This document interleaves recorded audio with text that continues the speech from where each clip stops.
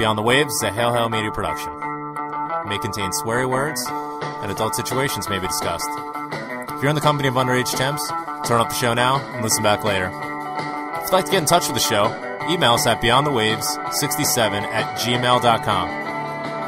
You can also find us on Twitter at BTW-Celtic Show, or you can join our group on Facebook at Beyond the Waves. Hail, hail, and keep the faith.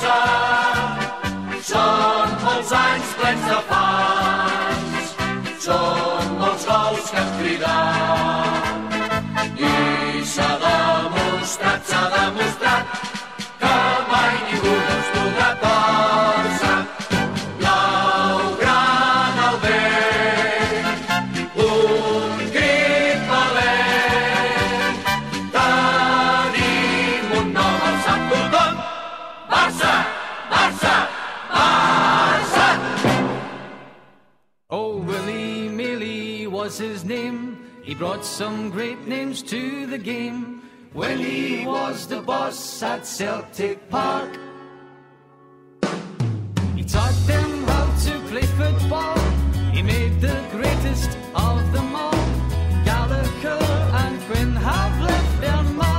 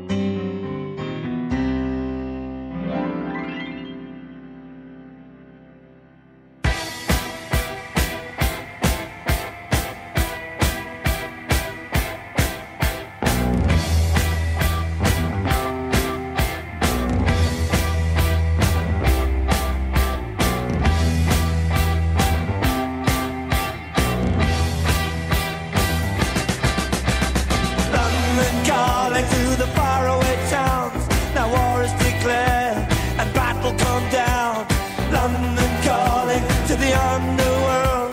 Come out of the cupboard, you boys and girls. London calling, now don't look to us. Phony Beatlemania has bitten the dust.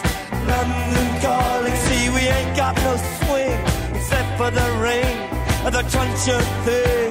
The ice age is coming, the sun's zooming in. Meltdown expected, the wheat is going thin. Engines stop running, but I have no fear, 'cause London is drowning. I live by the river, to the imitation zone. Forget it, brother, you can go it alone. London calling to the zombies of death. Quit holding out and draw another breath. London calling, and I don't want to shout, but while we were talking, I saw you nodding out. London calling, see we ain't got no hide, except for that one with the yellowy eyes. The ice age is coming, the sun's zooming in. Engines stop running, the wheat is going big. A nuclear error, but I have no fear, 'cause London is drowning. I live by the river.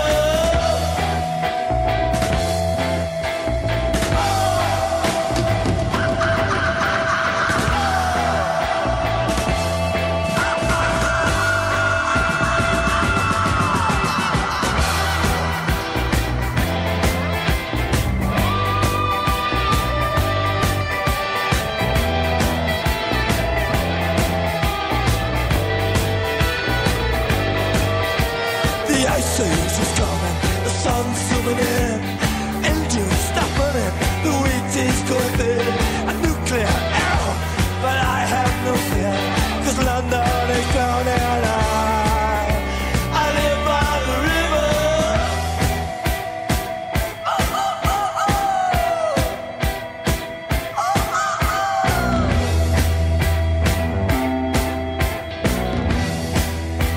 Now get this. London calling, yes, I was there too. And you know what they said? Well, some of it was true. London calling at the top of the dial. And after all this, won't you give me a smile?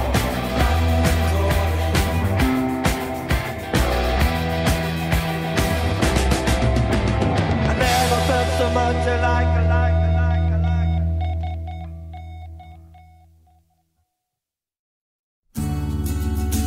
Good times for a change. See, the luck I've had can make a good man turn bad. So please, please, please, let me get what I want this time.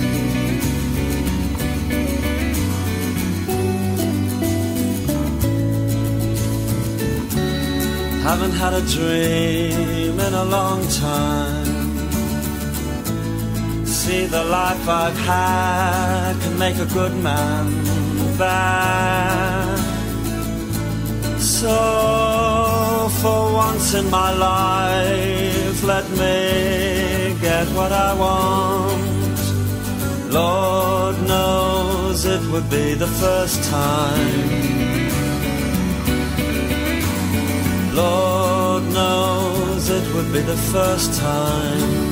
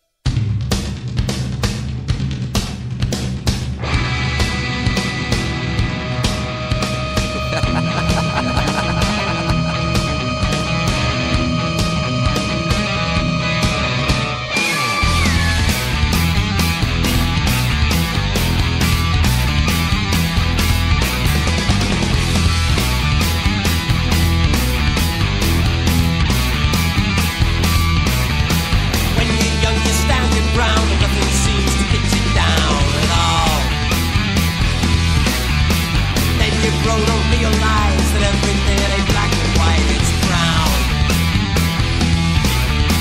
Oh Lord, your life drives on every day is the same. It's a long way to paradise from here. It's a long way to paradise from here. Every week you stand in line, you choose to put your name upon the form. And every week they have devised another way of making you feel small.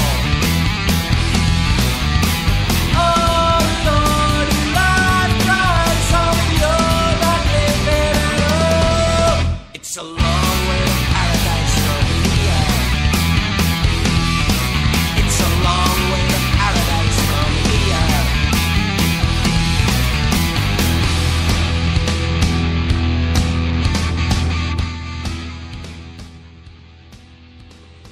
Welcome to the Beyond the Waves Celtic Football Show!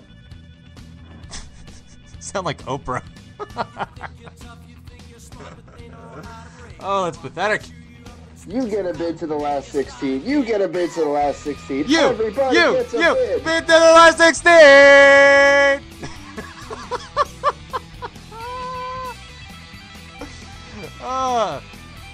Oprah Winfrey's feeding army. My name is Graham Wilson. They can't go. Bye-bye, Man City. Oh. Bye-bye, Chelsea. Oh. As Yampy would say, get it up, ye. Oh. Just the way that it happened, too. Oh, we were shit tonight. It doesn't even matter. Yampy's getting in touch. Good for you. I don't look like Oprah. You're right. Oh, God. I still have not stopped shaking. You're listening to Beyond the Waves Celtic Football Show. My name is Graham Wilson. Radio ID. 6:09 p.m. here in East Coast of the U.S. 52 degrees outside. Joining us as always from Perth Amboy, New Jersey, it's the Rev. Hail, Rev. Hail, hail. What are your thoughts on this fine evening, good sir? You watched the game, I'm sure, in a very legal stream as you typically do. Oh yeah, no, it was on TV today. Oh yeah, you have channel. the MSG. Yep. Yeah, it's good with Chinese food and it shows the Celtic game. What were your thoughts on? Obviously, can't be any more delighted than we already are with the result, but take us through your experience watching the game today. What were you feeling? Were you confident on the front end? An experience it was. Going into it, confident, but a little nervous as usual. I had a feeling somehow that just Benfica might do something and help themselves. I was counting the clock because it seems, contrary to years past, we haven't let up early goals. Yep. And we've scored early goals. Yeah. And, I've, kept an eye on the clock. All right, 5 minutes in, 10 minutes in. And next thing I realize, it's 20 minutes in, and I'm like, all right, we haven't conceded in the first 20 minutes. Good. Let's settle down now. And a minute and a half later, Gary Hooper puts a goal in. And that was a party, And yeah, it just took off from there. I mean, I had a feeling, I didn't think it was going to be easy. I didn't think, we were going to go 2 in, 3 in, and they weren't going to fight back. I knew that, I was expecting another, late goal in the first half, and it's pretty late, 40th minute. And, then in the second half, then it just started to wear on, and I wasn't sure if the team was out of gas or just they were too nervous themselves, but it seemed like, passes weren't being completed and tackles were being missed, and, guys were just not doing the simple stuff, the basics I thought that was going to come back and bite us in the ass, It didn't quite have that crispness, the focus, right. and especially the tackling that's been present in a lot of the other Champions League games, where we've really pressed the opposition and really forced them to make the slack passes or try and get rid of the ball quickly. Seemed to be giving Spartak a lot of space on the ball, especially in the early going. And you can see it's night and day with Wanyama not in the squad. It really is. Yep. But that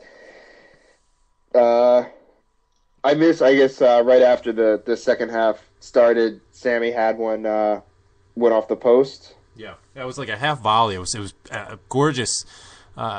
Well, I guess the service in wasn't really the greatest, but he did a lovely job of compensating and picking up on the half volley. It was just wide. It looked like the keeper might have gotten a hand on it, but it bounced off the post and wide.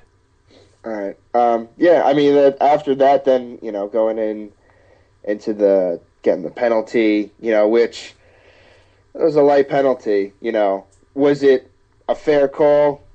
Yeah, but that was a light penalty. I can admit that.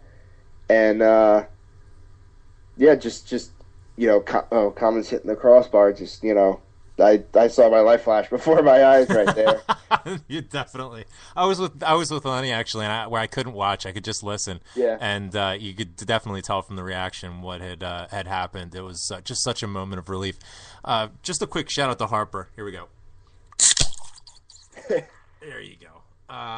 Obviously, as you can imagine, I'm drinking a pint of the black stuff. So okay. Got it out of the can. It's the best I can do here. Yeah. At Club Graham, but got to get the swally on. Got to get the beverages. So we'll let that sit here for just 1 second. Want to give a shout out. Derek's listening in and in chat. He wants to give a shout out to Krish. I guess it is, or maybe it's Trish and he misspelled it because he's pissed. But anyway, Trish. Big shout out. You guys are driving back to Darlington, so make sure that Derek behaves himself. He's a handful. Tony Cassidy is also getting in touch in the chat room with pretty much just. It looks like he's playing the keyboard like a Steinway piano. So shout out to Tony. Lots of great points there, Rev. I'll be the first one to step up and say it. We were lucky. That's all there is to it. We were lucky in many different sort of circumstances. First off, we're lucky that Spartak are so shit at finishing. I mean, Emeneki or Meineke, whatever. He's exceptional. He uses his size quite well. He's got a lot of pace. But in terms of his final product, he is atrocious. I mean, he had several great opportunities that he should have put in the back of the net. Fortunately, he was in SIBO territory, and our central defensive partnership that's been so good thus far this season, I think had a bit of a lapse tonight. In the second half, they came back and really came on a bit more, but in the first half, it was just shambolic, to say the least. But Kyle tonight got the start in place of Joe Ledley, which I was a bit surprised at. Rev, what were your thoughts there? I think Ledley needed a little bit of a rest. He's been playing a lot lately, as everyone has. Yeah. But especially with Wanyama being out, I would have picked Ledley over. Trying to be Neil Lennon in my own mind. I would have assumed he would have gone with Ledley over Kyle. I mean, he I love Baram Kyle. And I want him to do well, but I guess he's, maybe the lack of playing, and he's just fallen off form a bit or a lot. So it was kind of hurting me to see him not being the Baram Kyle, that we know and love. Well, we can't have a hurt Rev. If it hurts you, we gotta don't hurt the Rev.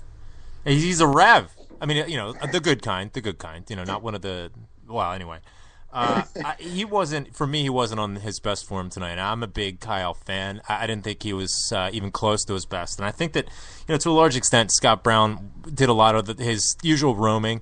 And right. Kyle seemed a little confused as to where he was supposed to be, what area he was supposed to fill into, and how to sort of, cater to that and pick players up. Now, it seemed as though he felt his way into the game, picked up a very silly yellow card. For me, it was never a yellow card, but nonetheless, he did pick up the yellow, as is his MO. Baram Kyle is a yellow card waiting to happen.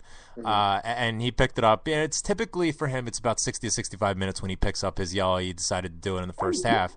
So obviously that limits his effectiveness in theory, but I think that in spite of having that yellow, he's still, I think he got stronger as the game went on.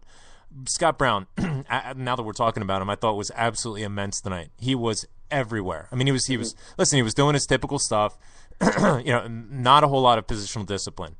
You know what you're going to get with Scott Brown, though.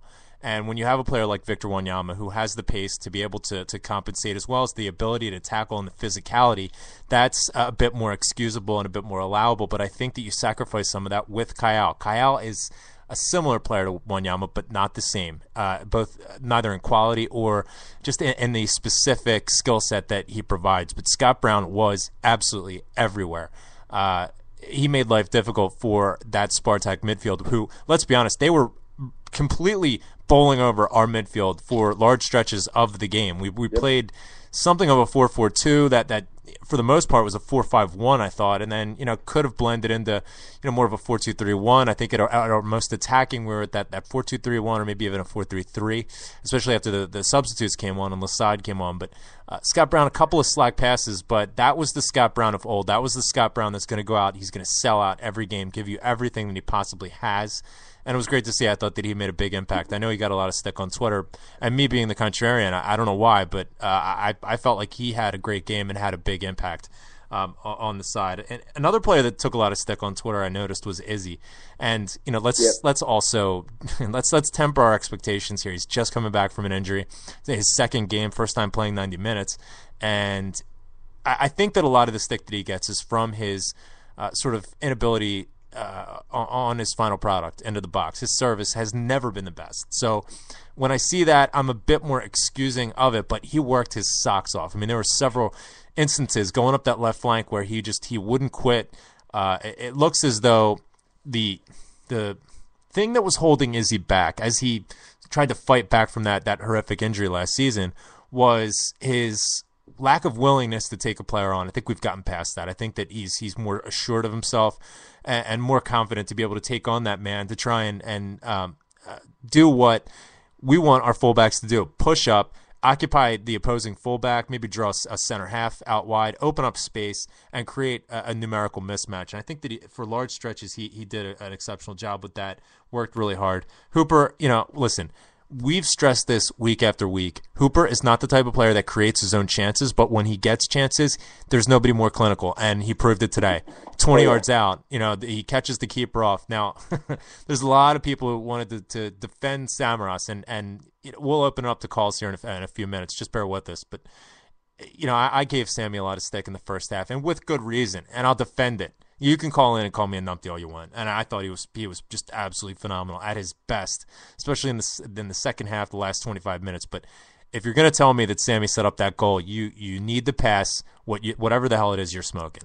Sammy's pass into Hooper was well behind him, and the defender made a complete mess of it, redirecting the ball into Hooper's path. Now, when he gets it, he's isolated him just one-on-one versus the keeper, and he just put it away. I mean, as cool as you could possibly want it. And that's what Gary Hooper does. If he doesn't have the service, he's going to be ineffective for you. Full stop. He needs a partner that's going to create chances for him. I like to say somebody that's going to make the bullets for him to fire. He fires the bullets, but he's not going to make his own bullets. Sammy, let's get to him. As I mentioned, I thought he was atrocious in the first half. Doing some really great work down the left-hand flank. I thought that he stuck out there nicely, was disciplined in how he was set up positionally, taking the ball down the left-hand flank, but it was typical Sammy. Couple of good moves, gets down and around the area, and then loses the ball cheaply. Or there's the opportunity for him to make a pass, and he decides he's going to do a foxtrot and nutmeg himself. And that would cut off any sort of attacking momentum we had. It seemed as though in the second half, though, he seemed to be a different player. He was much more lively in terms of tracking back. That's always been my knock on Sammy is a lack of consistency in tracking back, especially after he loses the ball like a dumbass.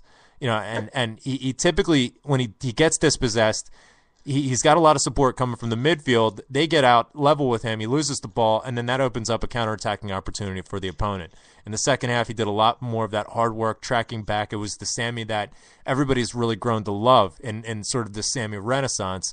And Rev, as you pointed out, it was something of a weak penalty, but a penalty nonetheless. I've seen them given for weaker than that. Oh, yeah. And there have been plenty of times when there have been legit penalties that haven't been called in our favor. Everything evens itself out, and I have no shame whatsoever in taking that. Chris Commons just absolutely rifled the ball into the crossbar, fortunately the underside, and it went in. And unfortunately, he took a really sore one. That prick, that was a sending off all day, every day, studs up right into the side of his calf. And if you saw the pictures of it, it was absolutely gruesome. I mean, as I mentioned before, it looked like his leg is having a baby. So we're gonna have a contest to see what they're going to name Chris Commons' baby, what the sex of the baby coming out of Chris Commons' leg is going to be. We're going to have, I believe Patty Power has odds on it. 60-1, I think, is Victor. So we also have...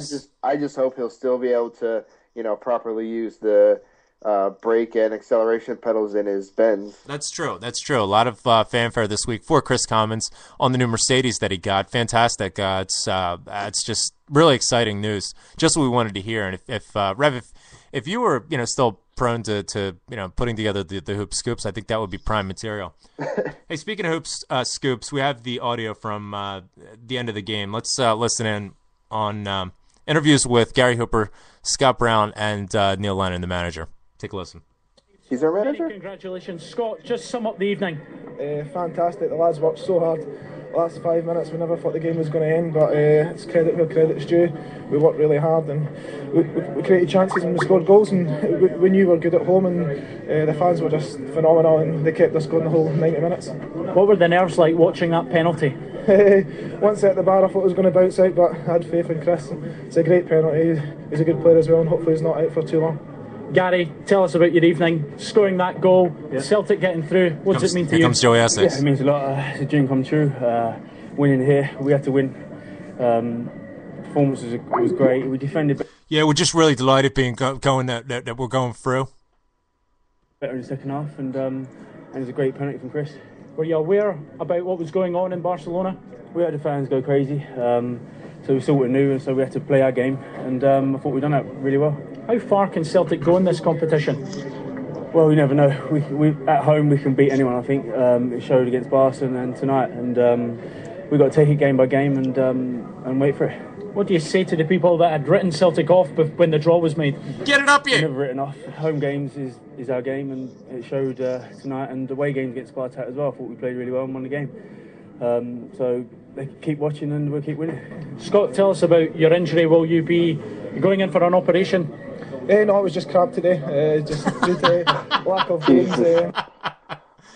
Here, let's take a listen to that again. Okay, so the question is, Scott, are you feeling the injury today? I love a bit of Bruni. You going in for an operation? No, it was just crap today, just due to lack of games. It's just crap today. A lack of games. A few different treatments here. Yeah, yeah, you can't get a run out. Will you be okay for the last 16? I will be. Well done tonight, lads. Neil, many congratulations. Just what does that mean? It means, a hell of a lot to the club. The players, first of all, they've been magnificent, and it is a monumental achievement on their behalf. For the supporters, shareholders, and my backroom staff, the board, just for the whole club to be at the big table again into the new year is a phenomenal effort. To get the 10 points is a phenomenal effort, so it's a very, very good night for us. In terms of tonight's game, your thoughts on that? I didn't think we played well first half. We got a break with a goal, but Gary does what, he's a goal scorer, and he'll always be in the team because he's a big game player, and we just wanted to get him fit for these games. And again, he's had a great campaign. And then we were slack for the goal, and I thought Kelvin was unlucky.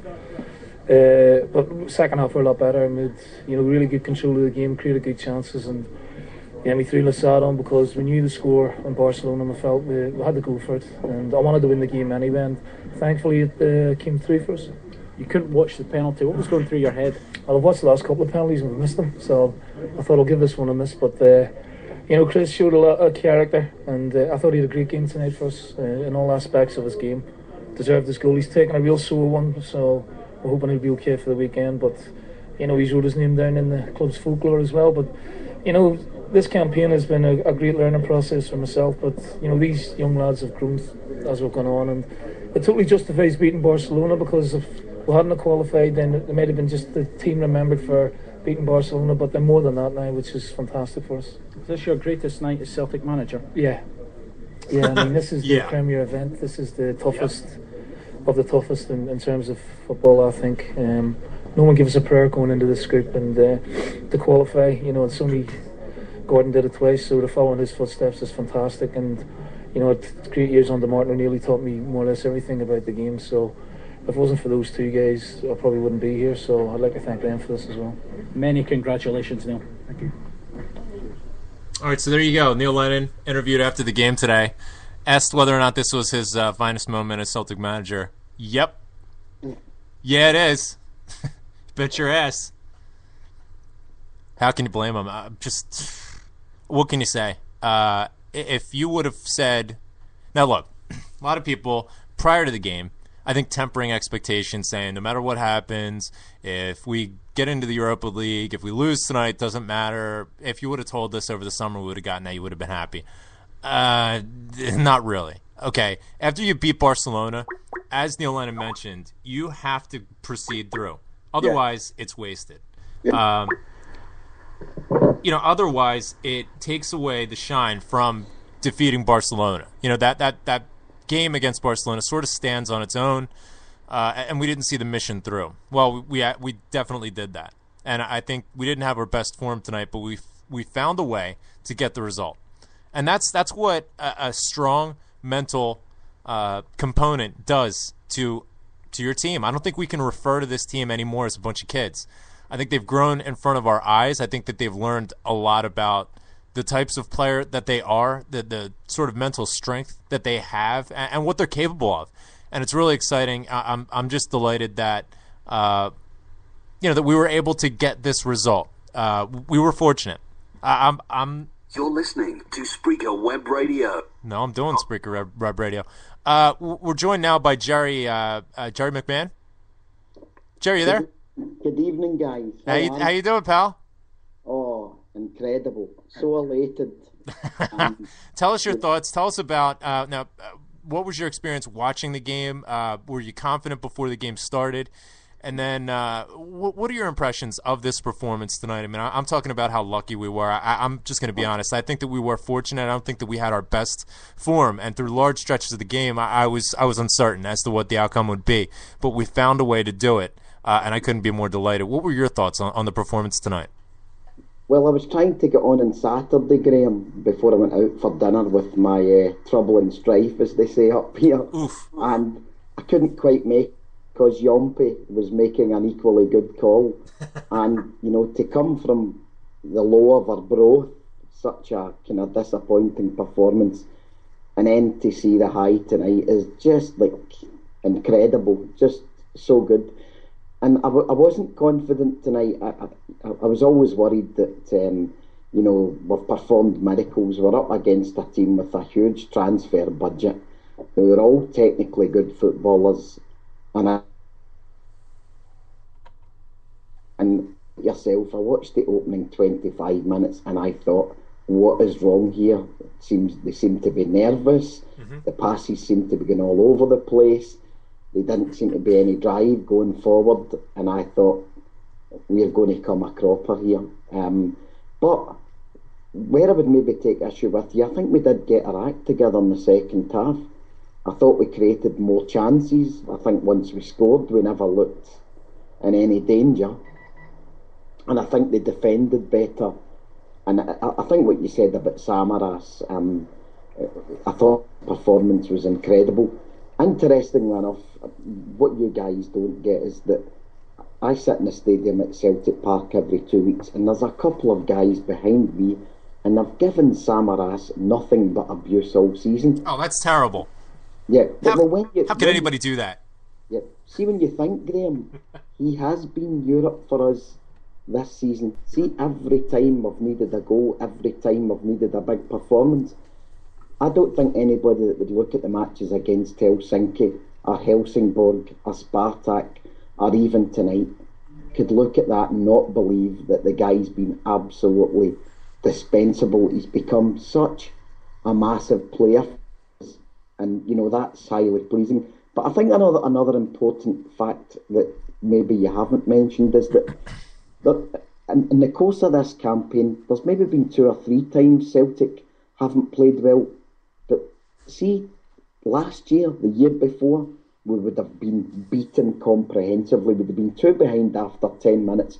We'd have been out of the match, and we'd been heading home disappointed and seeking all the answers in the world. Every single match we've played this season, we've managed to stay in the game. So whatever else we've achieved, even when we're playing badly, which we did in defence tonight at times, we seem to be able to hang on in there, and we seem to be able to stay in the game. And you know what that can do for us as we go to the last 16? Who can say? I mean, some of the teams tonight I looked at, I wouldn't fear going into the last 16. And also, what I can maybe say is that, it is a harsh, cold winter in Scotland, and I've watched Celtic for a long time. Sometimes when you're knocked out of Europe, it can be hard. But see the feeling that it gives you going to some of the not so exciting games between now and February, March. It's absolutely incredible. I can't wait to get back to Celtic Park. And the great. fact that we're in all 4 trophies just means that I think we really have got the potential of an amazing season. And I think even whatever we've done in Europe now, the profile of the club has just gone absolutely sky high. The last thing I wanted to say, Graham, is, I've grown to love this show. I don't always catch it live, but I love hearing the enthusiasm of you and the Rev and Yompy, the phone calls. It's almost renewed my enthusiasm and my love for Skate. Not that it's ever gone anywhere, but I almost feel there's an added passion there. And I like the fact that you guys tweet regularly, and hearing your joy tonight. Honestly, thank you so much. Can I say one last thing in the book launch? Please, go ahead. Yeah, I haven't had the chance to speak to you. I went along there, and I'm a relatively new internet bampot in terms of tweeting on Celtic. I've always been on the local phone lines here in Clyde and so on, and I've always read the blogs, but I suppose the last 2 or 3 months I've started to kind of play my part and join and phone your own show and start to listen to the Australian guys. And it was such a good night. Paul Larkin spoke so well. Such a brilliant. I mean, I don't know whether you managed to watch it on YouTube, but he really, all his enthusiasm for the club and his knowledge was a joy to listen to. And so many decent people round about him on the night. It really was such a brilliant night. So I think if I was a massive Celtic fan a year ago, I feel as if I've got 100,000 more reasons to love the club. So such a good night. And yet again, thanks for taking my call. It's always good to chat about the hoops. Great stuff, Jerry. Thank you so much for calling in. Great stuff. Great points here. First off, with regard to Sammy, the beauty of Sammy, and I think this leads to his sort of being the whipping boy at times, so to speak, is that he never hides. He's always available to pick up the ball no matter what. And even if it's a position that he's not 100% comfortable in, you can tell his back to goal, he's not comfortable playing that position. He's even verbalized it. He's come out in the media. He likes playing down the left-hand side. He likes chasing the ball down there and whipping it in and creating opportunities such as that. But Gordon Strachan even said it. No matter where you put him on the park, he'll play. No matter what you tell him to do, he will do it. And, at times it doesn't come off, and that opens him up to ridicule. But he never gives up. He never stops pushing. And, what we found in the second half, he kept plugging away. And eventually he found joy, and opened up the penalty for us. He was absolutely immense in the last 25 minutes. He did exactly what we needed to do. He played with a lot of intelligence there. And I think, like you said, he's been the key to our European success this fall. No question about it. He was absolutely immense tonight. I gave him a lot of stick in the first half, and a lot of that applied at the time. A lot of that was relevant, but he really came good, and he really showed me up, and I couldn't be more delighted. Jerry, let me ask you one question before we let you go. You mentioned going into the last 16 and the buzz that's generated, and you can't wait to get back to Celtic Park, and I feel that too. I can't wait to get back to the CSC and watch the game on Saturday, but if you have your pick of any of these teams. Like you mentioned, some of these teams that we're going to be paired up against, we have nothing to fear at all. And in fact, I quite like our chances. Just looking at some of the teams that would be available, who are some of the clubs that you'd like to come up against? I mean, obviously, it seems as though we're always going up against Man United or Barcelona. But, this might be an opportunity to maybe get some revenge against Juventus. Some of the German teams would be a high-profile one. Who would you like to see us square up against? Well, funnily enough, my second away match watching Celtic was versus Juventus in Turin in 1981. And, I was part of a supporters bus that was stoned. And, the supporters treated the Celtic fans appallingly. And, I remember Davy Provan, we were 2-1 down. Davy Provan, played keepy up to go from the edge of the box, went all the way through the defenders, went to volley the ball into the net and miskicked. And that was such a long journey home with all these broken windows. So, the thought of turning over Juventus, given that to a certain extent they're in an upward curve, they're not at the very top of the European scene, would be just fantastic for me. But my pick, Malaga. Malaga, partly because I think they're not one of the fancied teams. Taking them on at Celtic Park would hold no fears. They might be technically good, but if I'm honest, I wouldn't want a Real Madrid. I wouldn't want a Manchester United, because let's go as far as we can. If we manage to get a Malaga or even a Juventus, and we go from the last 16 to the last 8, who knows where this takes us? Because Celtic Park now seems to be taking on, incredible proportions in terms of the results. The stat today on Twitter, I don't know if you picked this up, Champions League record at home, I think it's 15 matches, 11 wins, 3 draws, and 1 defeat versus Barcelona.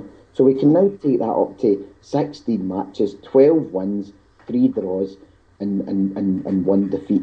Now, and I think you hit the nail on the head. We didn't play as well as we could tonight.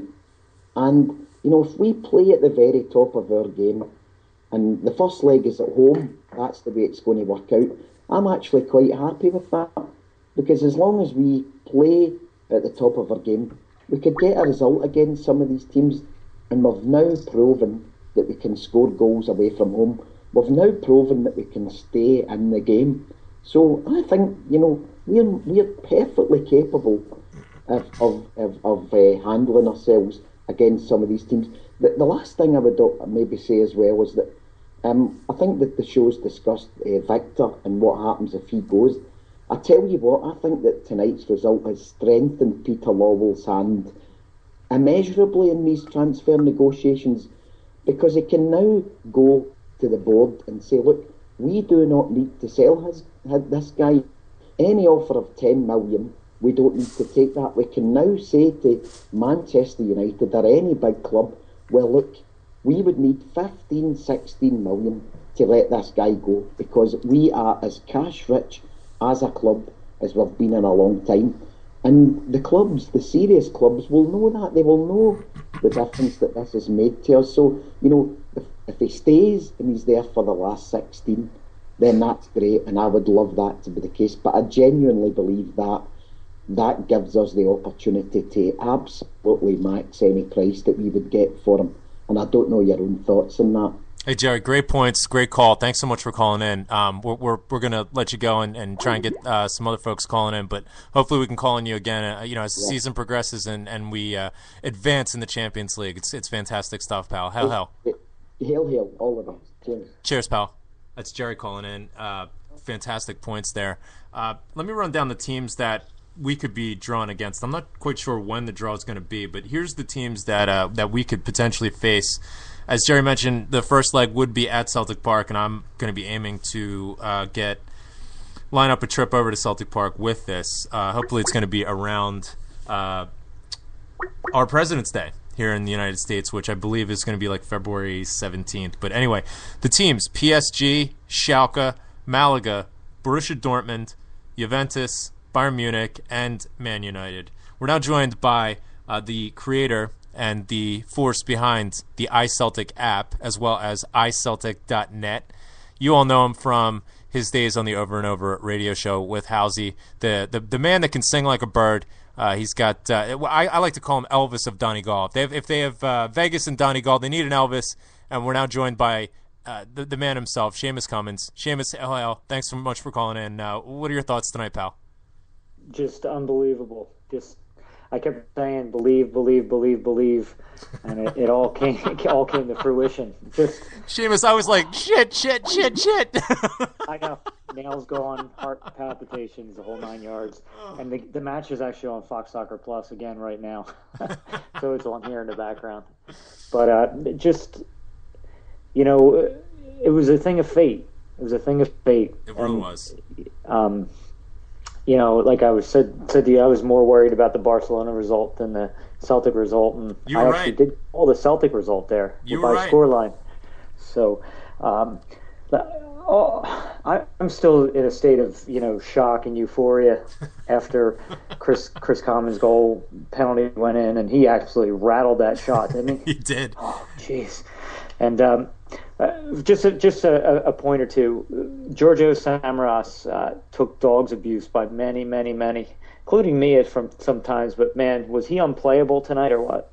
Yeah, I think at times he really was. I mean, and as was the entire team in the first half, there were lots of sort of transitions in play where, the slack pass, the giving the ball away cheaply and the not tracking back, and it was just like same old Sammy, and it's just like, come on, you have to understand what this means, what we're playing for, and whatever Lenny told him in the dressing room at halftime, he came out a completely different player and really turned it on in the second half when we needed it, and he was immense. No doubt, and he's been just a superhero in Europe for us this year. So I actually feel really good about those teams who are in the last 16 draw that we could face.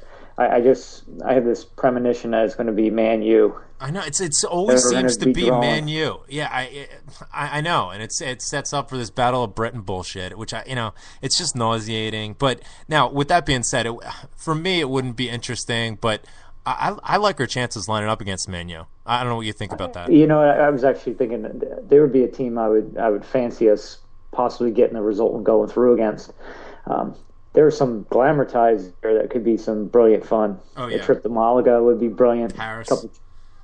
Germany, so Dortmund and Schalke. I mean, there's so many really cool spots that we could be traveling to. But this is a day for everyone to sit back. Early Santa came a little bit early for us.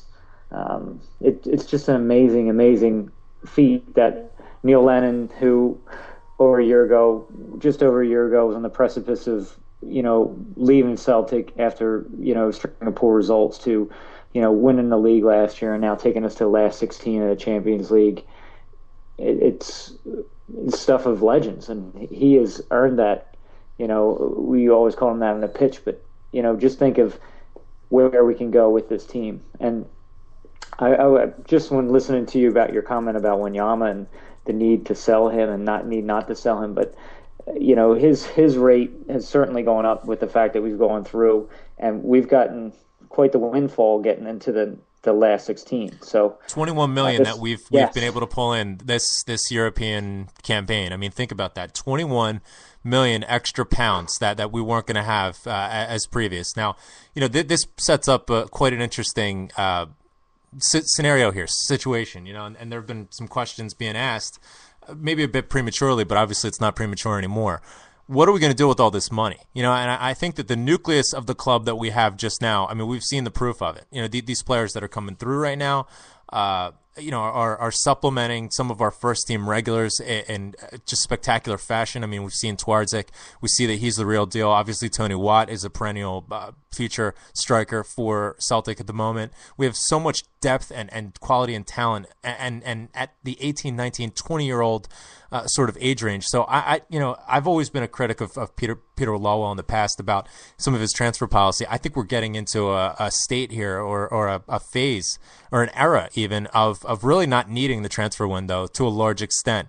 I think that, looking back at the transfer window this past summer, he did everything that we needed. He got us a couple of strikers, not just one, and he got us a commanding center half, which we've been crying out for years. And by the way, that reminds me, you do owe me dinner, but we'll talk about that. We'll talk about that another time. No problem.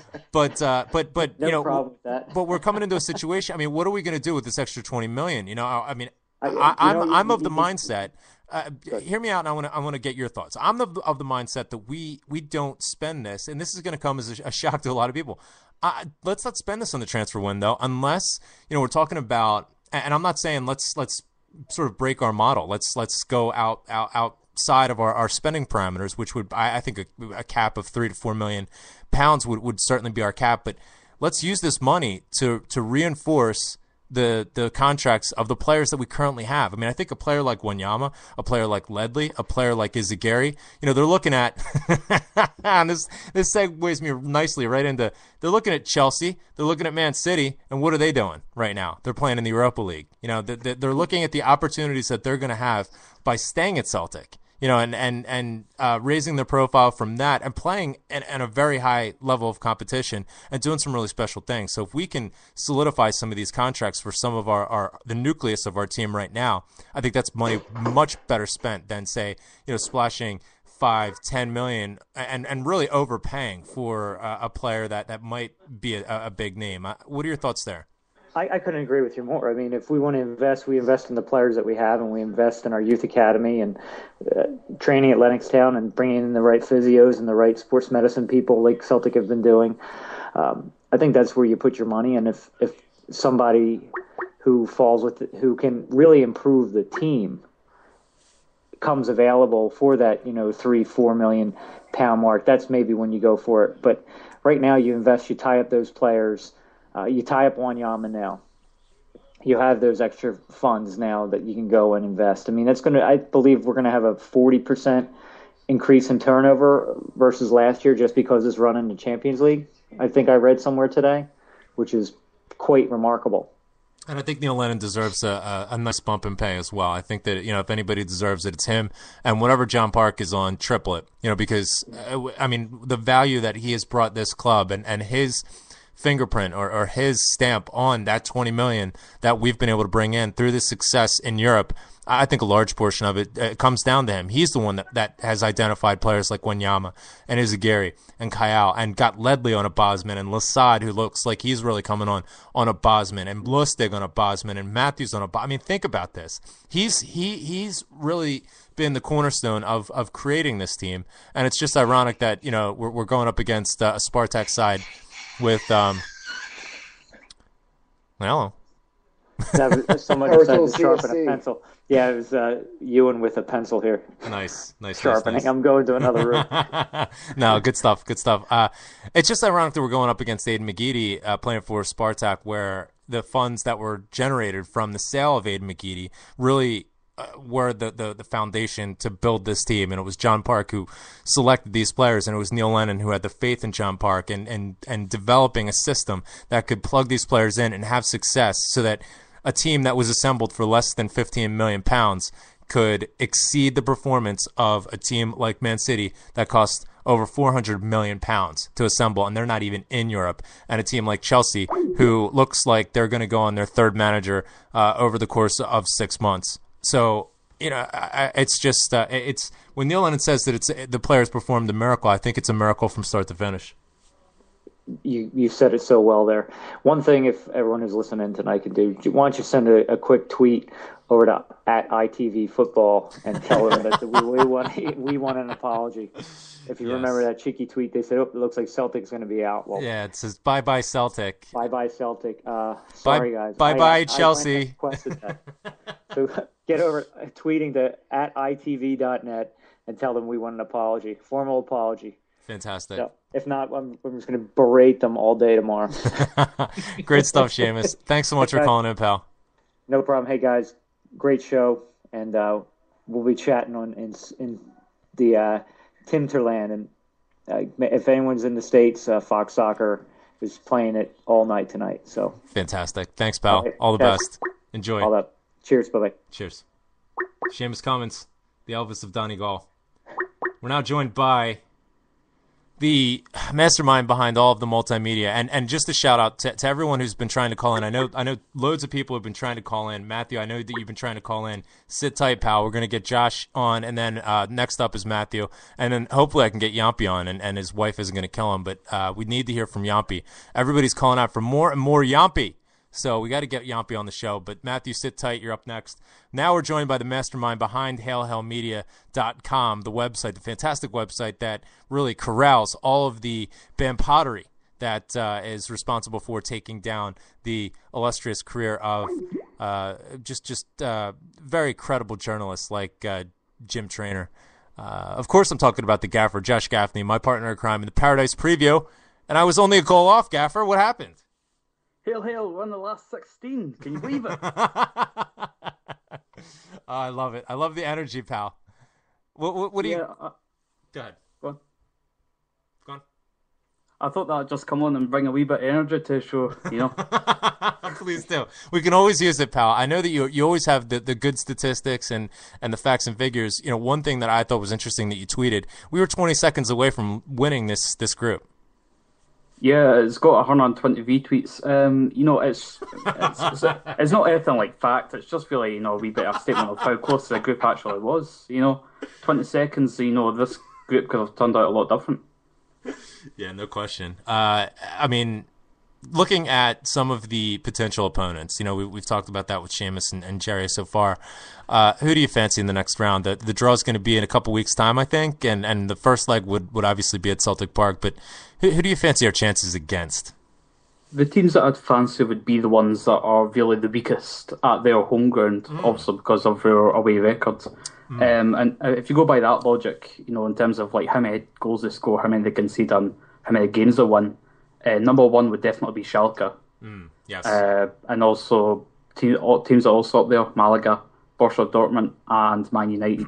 Oof, so I don't want anything take to one do. of their 4 teams. Eesh, I don't want anything to do with Borussia Dortmund. They're a late bloomer. I mean, they're third in the Bundesliga at the moment, but they're just stacked start to finish with quality, not class, quality, and class.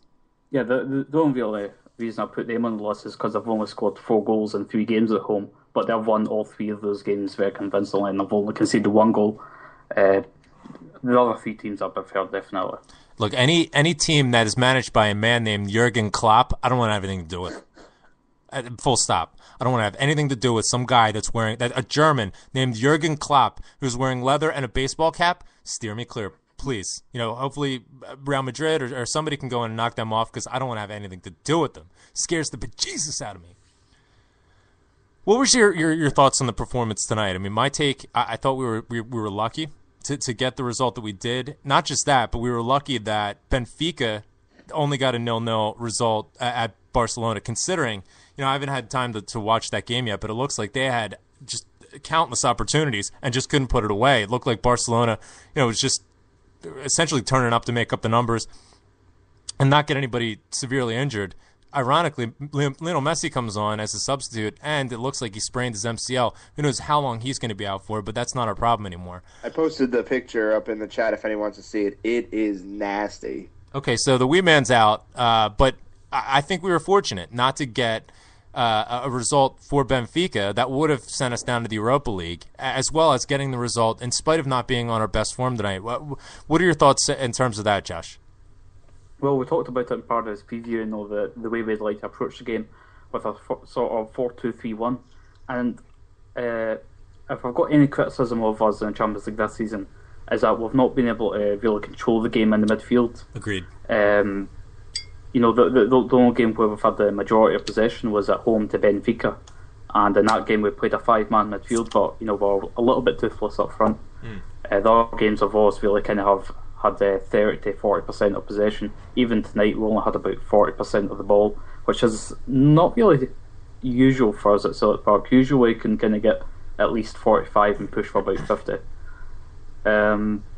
So really tonight I thought with our kind of 4-4-2 that we played, it didn't really work very well. It worked well in the counter-attack, as you've seen with the Guy Hooper goal, but I always kind of feel that the left flank is a little bit too busy, because you've got Azagui try to go up, Mulgrew try to go up, and Samaras who likes to go there as well, so there's not really much movement there. And on the right wing as well, you've got Chris Commons, who isn't really a traditional winger. If you have James Forster up there, then yeah, he could stretch play a little bit. It just felt a little bit narrow and constricted. But luckily in the second half, kind of moved to a 4-1-4-1. With Charlie Mulgrew and Brown sitting ahead of Kyle, and that definitely worked in their favour. Created a lot of chances. I wouldn't really agree with you saying that we're lucky because Sam hit the post. Sam hit the post. Brown has a good shot that he could maybe put a little bit more power on it, and the goalkeeper made an amazing save for Mulgrew's header. Oh Jesus, it's all foam. So in the end, I think we were the better team. We didn't perform to our potential. Poor first half, but a much better second half. It's all foam. God, I tried to pour some banana beer on top of my Guinness, and you never do that. Otherwise, I just tweeted a picture of it. It's all foam. Damn it. Now I gotta wait. Okay. Josh, we picked up an extra $21 million from this European campaign, and we're only poised to add to that total. My take on it is let's firm up the nucleus that we're building here. I mean, we're still young. We look at this group of players like they're considering what they've done and considering how long they've been playing together. I mean, let's be honest, many of these players have been playing together for 2 years. We kind of forget how young they are, but if we can solidify this nucleus. I don't see any reason to go out and break the bank on big names or trying to overpay for players, much the same way that the English model does. I think that model has sunk a lot of good sides and very rarely pays off. I mean, I can't say this enough. I mean, look what happened to Man City and Chelsea. Man City isn't even playing in Europe, and now Roberto Mancini has no excuses for not winning the EPL. So, I mean, he's putting himself in a bad spot. Chelsea's working on 4 managers in 6 months, but what does this also mean in terms of the coefficient? We've talked about especially over the past few years, where the European coefficient for Scotland has dropped like a rock. I mean, this brings new life to our ability to enter directly into the group stages from winning the SPL, which I think is just phenomenal. It does a world of good and also provides opportunities for some of these other Scottish teams now that Sevco is wherever the hell it is, and it's not going to be a contender for that. That obviously adds an additional incentive. We're talking about a couple of years out, not obviously for next season, but there's just so many benefits that are coming from this result tonight. What does this mean on a comprehensive level? Well, the coefficient this year's got a really big boost. Our qualification stages and our group stages, we've got a positive result in 4 of our 6 games, which is, really good. We also scored 9 goals and got 10 points, which was our record for us in Champions League. Gordon Strachan, I think he got 8 goals in his first Champions League season, 06-07, and he got 9 points in his 2 main Champions League seasons. So, we're definitely progressing forward as a team. I think it's really important that we, just kind of build on our experience in it this season, and just keep on pushing. Who knows if we get a decent home result in the last 16, there's every chance that we could break another record and go through the last 8. Yeah, no question. I think that we definitely have it on the front foot. It's just a matter of, obviously, we need this fortune, this good fortune. I know you don't agree with me there, but I think it's impossible to ignore. We need this good fortune to continue. Obviously, we didn't have anything handed to us, but when we had opportunities and when we had chances, we took them. And we didn't look a gift horse in the mouth, if you will, to use that just nauseating cliche. But if we can continue that, there's absolutely nothing stopping us. As Gary Hooper said, I mean, at home, I don't think there's anybody that you can really say is going to come in and hopefully we can maybe get a point. We beat Barcelona at home. Who else? Who else wants some? Step up, and we'll send you home. That's pretty much how that's going to go. There's always that one team that's, I don't say unlikely, but I guess the underdogs every year, and it's a team that, like for example, whoever put Manchester United out, like that was the last year or the year before, and everyone's like, who the hell is this? And last year it was the Cyprus side. Yeah. So Celtic can kind of play that role this year, not necessarily as who the hell are you? Obviously, everyone knows who we are, but we can play that underdog where everyone just sleeps on Celtic. Oh, they don't they don't belong here. They don't deserve this. And you know what? We do, and we can spoil a lot of fans across Europe the way we're playing. Yep. Well, one season I really remember of an underdog is Monaco. They got to the Champions League final, and they were really big underdogs. And they kind of played the same way, just really, really clinical in the games they played. Yep. And I believe in that year, didn't they go up against... It was Porto in the final. Porto, right. And that was the Mourinho. Yeah. It's an exciting time, and it certainly, as we mentioned this past weekend, it certainly helps us to forget about that Arbroath debacle. Hopefully... Let's talk before we let you go, Josh. Let's talk about a couple of question marks and concerns. I mean, Chris Commons.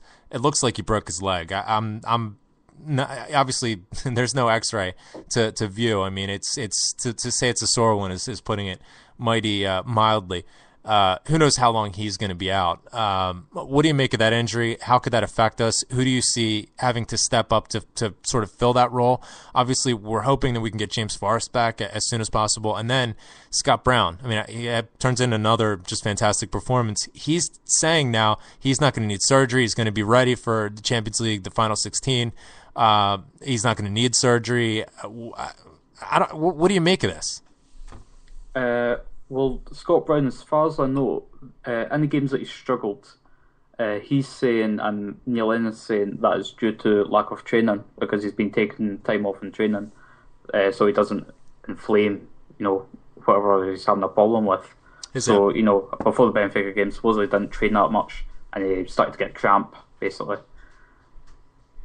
Yeah. And for the Chris Commons, I don't know about him yet, but if he's out for a few months, James Forrest, I think he's come back this month, maybe another week or two. Might this be an opportunity for Wee Rab? What did you think of Wee Rab's performance? In an underwhelming performance or an underwhelming result, obviously from the team in general. I thought there were flashes of brilliance from Wee Rab, as long as he can temper some of that exuberance in the final third, or maybe sharpen his finishing skills. But his technique on the ball and what he can do with the ball at his feet certainly is impressive, and certainly could have a utility within the starting 11. No.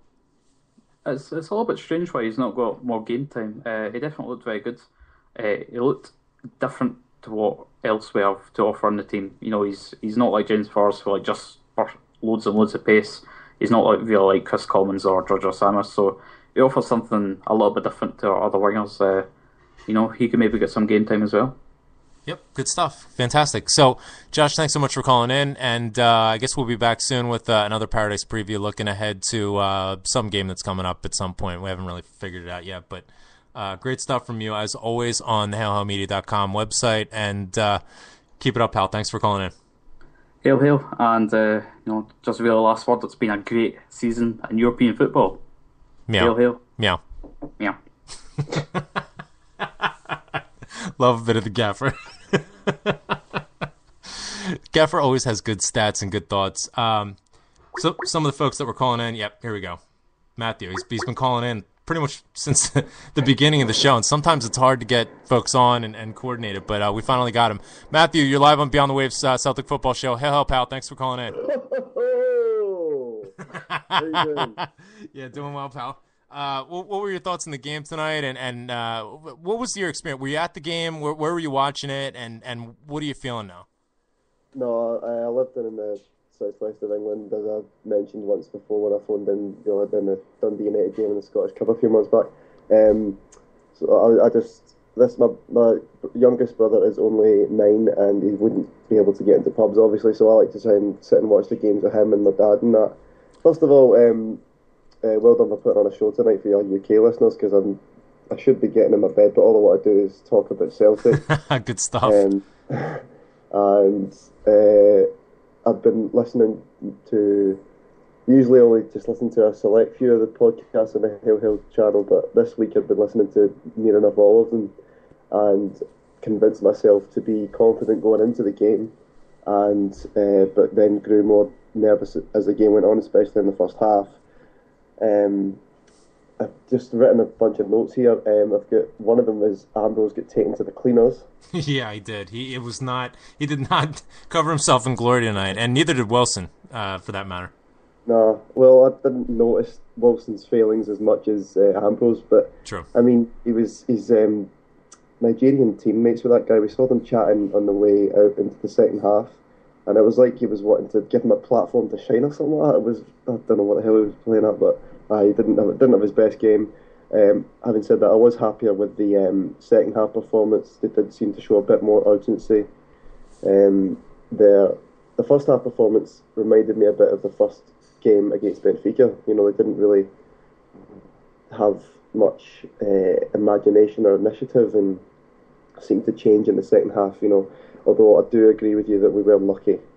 When we got the penalty, couldn't have been more nervous. I was convinced that the Commons was going to miss, and he almost did. Yeah. I think it was just a hit and hope, and he got lucky with that. We weren't just lucky by the fact that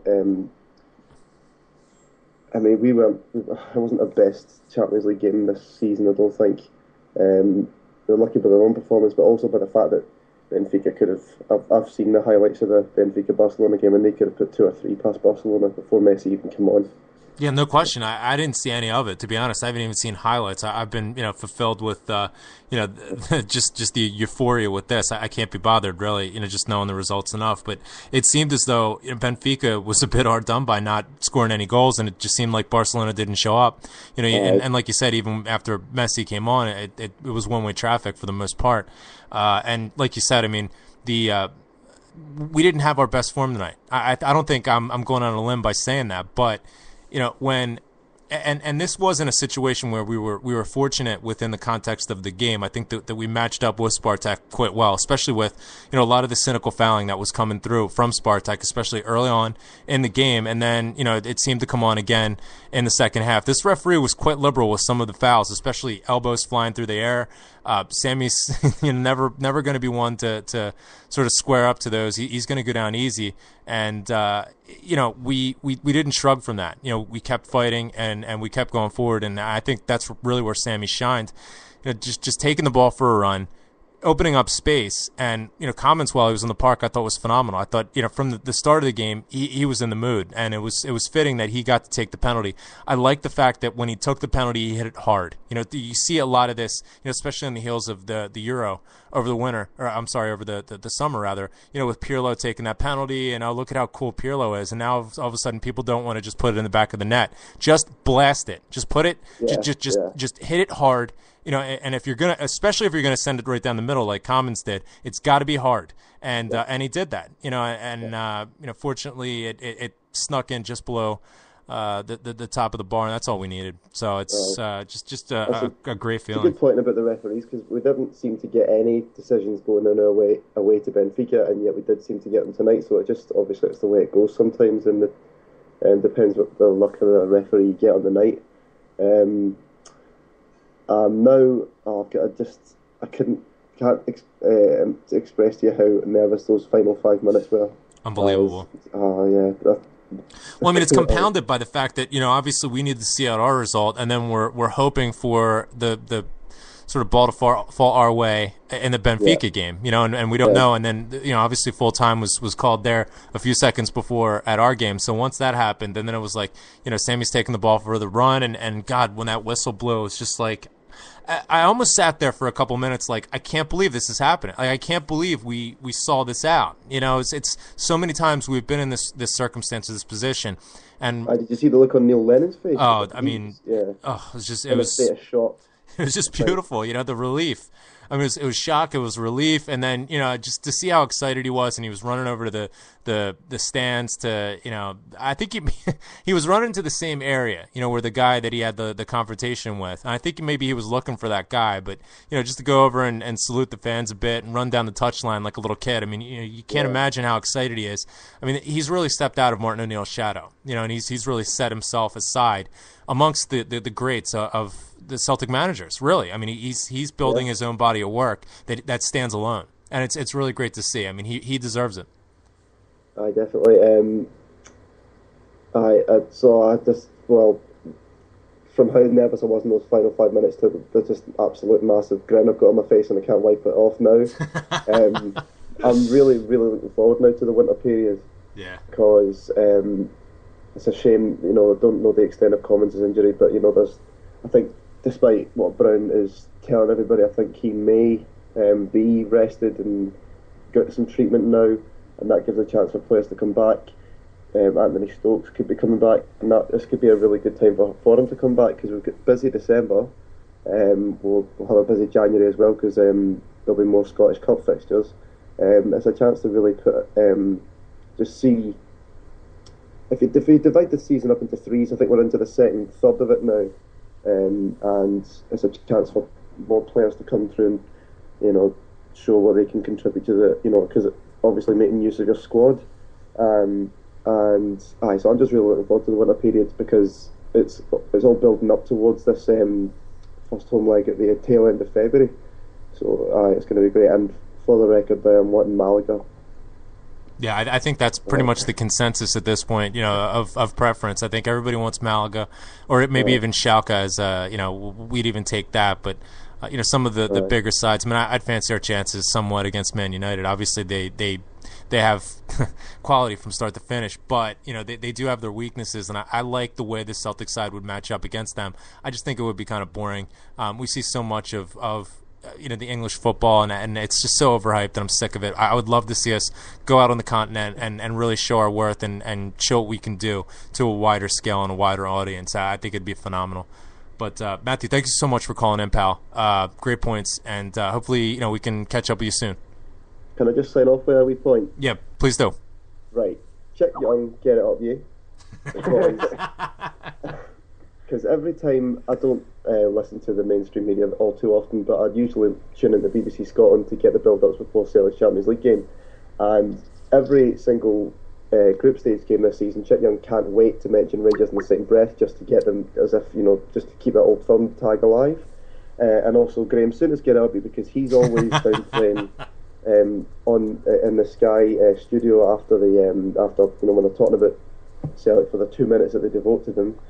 He is always downplaying their achievements, and it's not because he used to play for Rangers, it's just for the fact that they play in Scotland. He's like Alan Hampson, he's got completely ignored his roots and get absolute contempt for the Scottish game and no interest in suggesting ways to improve it. He's just talking they play in the SPL, the standards poor, and just totally a slave to his paymasters at Sky and bigging up the English Premier League. So those two can just get it right up as far as I'm concerned, and I'm looking forward to the next few months.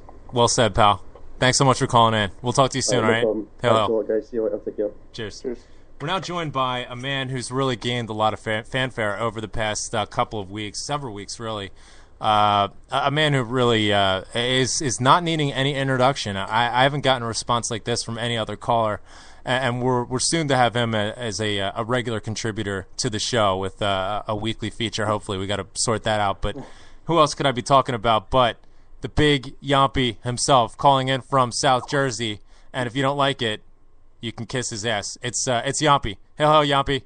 Yo, what's up, Graham? How you doing, pal? Am I okay on there? I sound all right. Listen, your wife isn't sharpening the knives anymore, right? Are you in a separate room? Because I don't want to contribute to any sort of dangerous circumstance for you. Dude, I'm downstairs. She was fucking pissed. I said, I'm here calling up beyond the waves tonight. She's sharpening knives, and she's like, you fucking little Catholic pain in my ass. And I said, why you gotta go there, hon?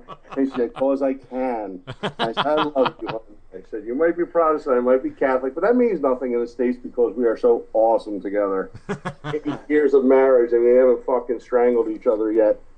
What's going on, Holmes? I'm feeling great, man. I want to hear your thoughts, though. Everybody, like I said, everybody is loving your calls and loving, your honesty and the passion that you bring. So I want to hear it. I want to hear your thoughts going into the game. Were you confident? Did you think that we could pull this off? Were you nervous? Were you like me, shitting a brick? Just run it down for us.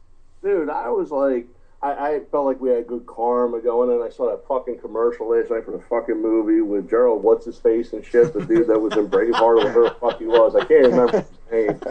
But I mean, I know he's a big Celtic guy, and that's awesome. I did dig that. But I said, well, I was like, all right, man. I said, this is good karma. I said, this fucking dude, he's doing a commercial in the States. Like, this is awesome. I said, this has to be a good fucking sign.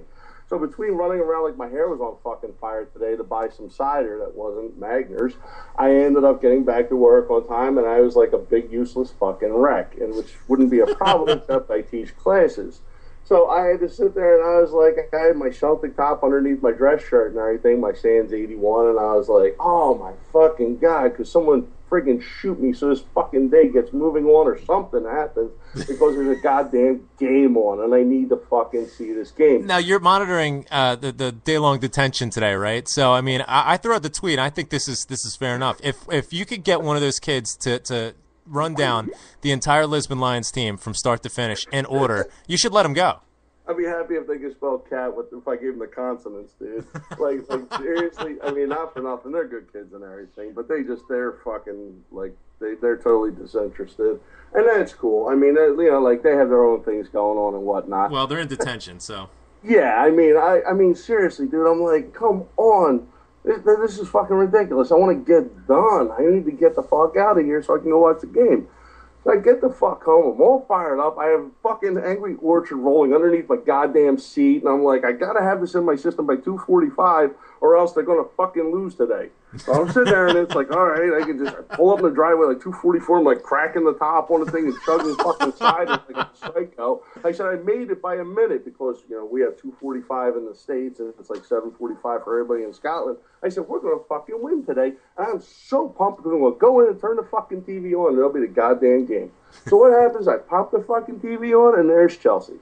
I said, fuck it, I'll just go to the other Fox Soccer Plus because, you know, this is Celtic, baby. You got to have it on a fucking channel, right? So I put it on 1009 and there's fucking Manchester United. So I said, they can't get done blowing enough of the English fucking teams. Boring. So I said, let me go to Fox Deportes because maybe they'll have it in Spanish, you know, Celtic for once. And there's Barca and it's Benfica and like fucking stabbing people and chopping people and they're like flopping all over. So like they're fucking JFK, someone shot them in the back and shit and they're just fucking falling all over. I said, this is going to be my fucking day, right? 3 goddamn channels and not a fucking Celtic game to be had. And next thing you know, I'm sitting there with my phone in my fucking hand, and there's all the Scottish guys like, yes, yes. And it looks like, when it comes up on my phone, it looks like ass. I love ass just as much as the big Scott. But what the fuck just happened? And it was Hooper scored, and I said, well, this is how it's going to roll today, because every guy that I ever busted balls on in the past 3 weeks is going to break my fucking stones, and that's how I knew Celtic was going to win. Get it up, It's going to be Hooper, it's going to be Commons, he's not kicking balls into the stands anymore, he's fucking wrecking crossbars. I said, this is fucking awesome. I said, this is going to be my day, and I'll get to see none of it. Thank Fox Soccer, and those cocksuckers sat there, and they fucking tweeted me back. They're like, no, you're wrong, dude. We have Fox on everything. Like, really, if I want to spend $62.50, you motherfuckers, and want to pay for your fucking shit show? I don't think so. I'm not paying to watch that shit because I know Celtics going to be in the 16, you motherfuckers. And you're Chelsea and you're Man City, you're going to be out. They're going to be fucking out. God, I'm glad I have that disclaimer. Oof. Where's your fucking BPL now? They're all gone. Get the fuck.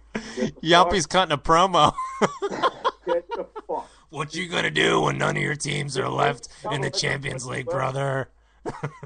Whatever the fuck they're gonna play, and let them fucking go. Let them go. You can watch your English clubs play for the fucking the minor league trophy, and all the Chelsea fans can go, oh well, you know, we shouldn't have to play for this. Well, you fucking blow. You could have made it 42-1 today. You're still not going through. We're in the 16. You're out. Say goodnight, princess. You're fucking You and all your scumbag fucking Chelsea bigot fucking Hun friends. You join hands and fucking cross the sea and all drown. Jesus, this is Kenny Powers. I'm fucking in and you're fucking out. All fucking gone. We're Sweet 16, baby, and they're just fucking looking from the outside in. Oh God, that is genius. I'm sorry, fellas. That is genius. Hold that in for a little bit. You know what? How are you guys doing? You don't get MSG down there? Dude, we got Verizon. I mean, Verizon's cool and everything, but we don't have that BTW-In, and I had DirecTV, and every time the fucking wind blew 2 miles an hour, it'd be like, my satellite's out. Yeah, MSG, that's, you know, like Madison Square Garden. I guess it's good in the General Tso's chicken. Yeah, it's what you have, like, for the Rangers and the Devils and stuff and everything. But that's a North Jersey kind of thing. It's like anything below Trenton, which is like the center of the state. It's like anything center and below is like considered Philly, so it's all like Verizon, Comcast kind of stuff. Like, sucker sitting there from Fox, he's like, we broadcast on the fucking games. Like, really, dickhead? No, you did. You had it on a platform, as he called it. He didn't even call it like a network. He didn't fucking call it TV. He called it a platform. Okay, your platform was a fucking internet, dude. And I can sit there and put my credit card in and watch your shit show, but I know my club's going through, so I'll have to fucking do that. Because eventually, at some point, they're going to keep succeeding to the point that you have to broadcast them. It's true. Well, you know what they can do if they don't like it. They can all kiss my ass at Fox. Fucking every fucking Rupert Murdoch could fucking go hunt down my phone number and blow me. That fucking blow me. Come to South Jersey and fucking blow me. Because I can't stand that motherfucker either. Was he Australian or something? Yeah. I don't want to disparage Australians. Are really cool and everything, but that motherfucker is a scumbag. You're listening to the Beyond the Waves Celtic Football Show, 7:21. It's 52 degrees outside. It's like more like 92 degrees. What the fuck's up with that, dude? It's like global warming and shit. Yeah, it's gonna get warm again next weekend too. It's not like that fucking psycho from Edinburgh. It's a fucking Mason's frigging thing going on. It's all a conspiracy. Like the airport in Denver. Steady. Get it? Is there the shiny light thing again? Get it uppy. Hey, get it up. What's that? What's shut your gob? Jesus. Yumpy, listen to me. Keep the ciders going, all right? You enjoy yourself. That's a bottle cap. You enjoy yourself. Thank you so much for calling in. Listen, are we going to hear from you this weekend? We need to talk about about the thing that we were talking about. Yeah, that's cool. I mean, and that's all good and everything. All right. Well, have we gotten over Arbroath yet? Not for nothing. Have we gotten over Arbroath yet? Yeah, I think we've moved on. I think we're good. I didn't even see it, so I mean, I wasn't even there for it. Yeah, he's not a real fan. For a stray moment, I had thought it was like Arbroath, champions of Europe. It's like something with like a fucking like a mechanic's rag hanging on his back. He's got like a friggin' spanner wrench on the side pocket, hoisting the trophy and everything. It's like, this is awesome. I gotta go repair a van. I'll be back, dude. Yumpy, Scott, thank you so much for calling in, pal. We'll catch up with you this weekend, all right? You be good. Howdy, fellas. Take care. All right. Later. See you, man. That guy is absolute radio gold. I don't think you can possibly fit in as many curses per minute. And I think, sorry, Deco, I love you to pieces, but I think Yumpy has you beat in terms of the curse to minute ratio. That guy is efficient with his profanity. No question about it. Now, Rev, you mentioned that you missed the Arbroath game on Saturday. Tell us, yes, I did. Tell us what you were up to. That was so important that had you missed the show. What was going on last Saturday? What? I don't even remember what happened last Saturday. What happened last Saturday? I forget. Nothing important, I guess. Really? That's not what I heard. Come on. I got married. You did what? Yeah. That knot has been tied.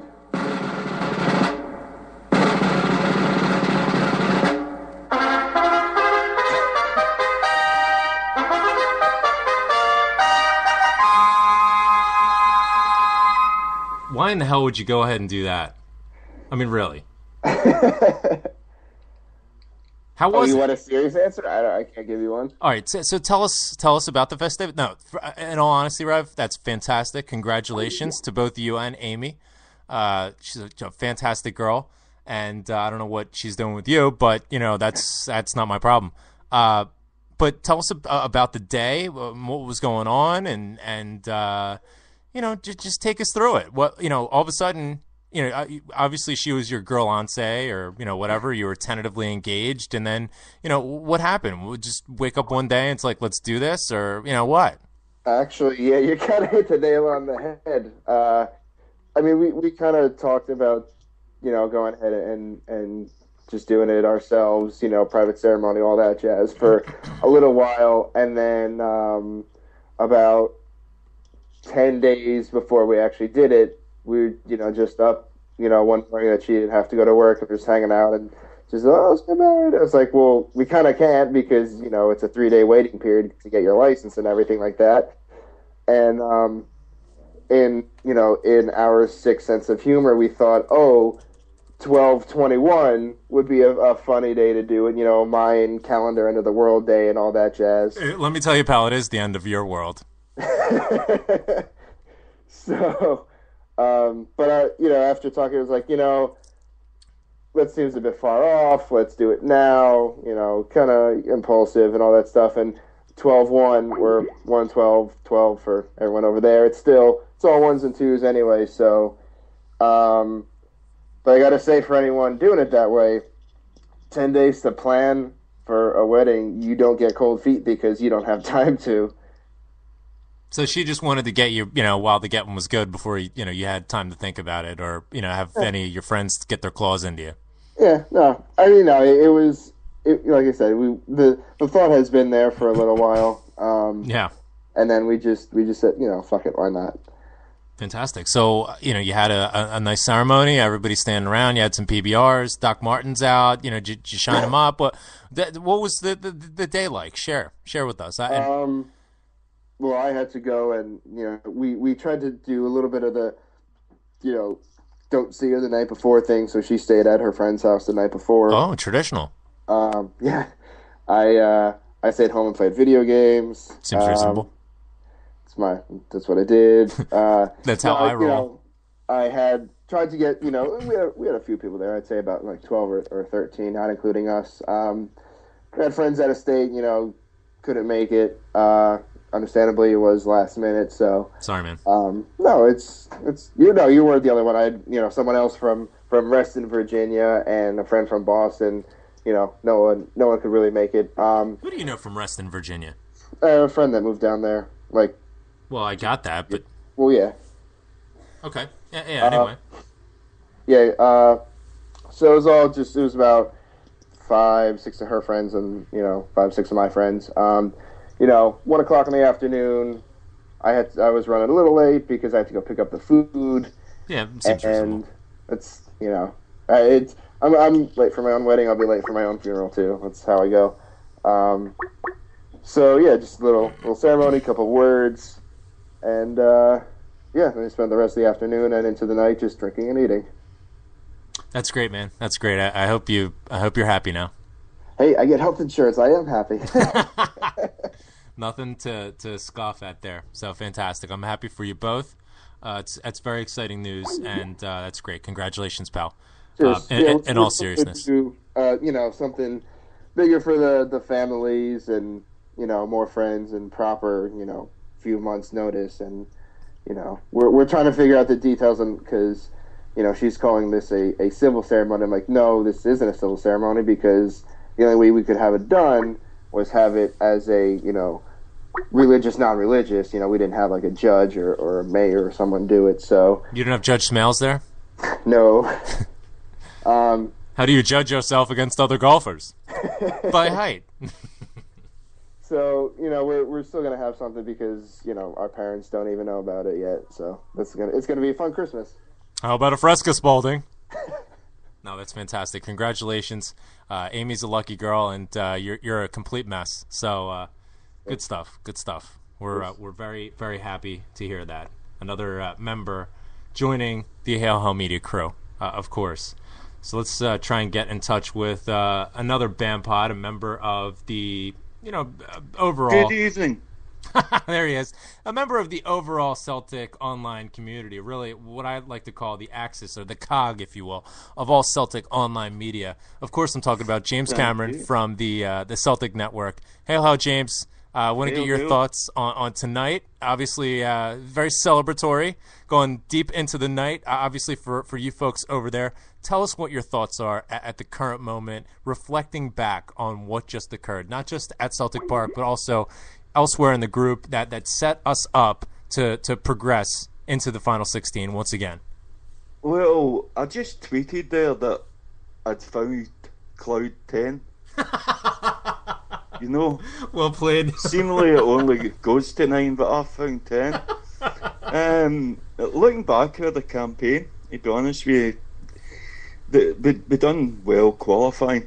Looking at the 2 teams that we qualified against, I don't honestly feel that they were any better than any team would play in the SPL. But when I seen the draw for the group stage, I thought, no. And I thought it'd be a fight between us and Benfica to see who would get the third spot.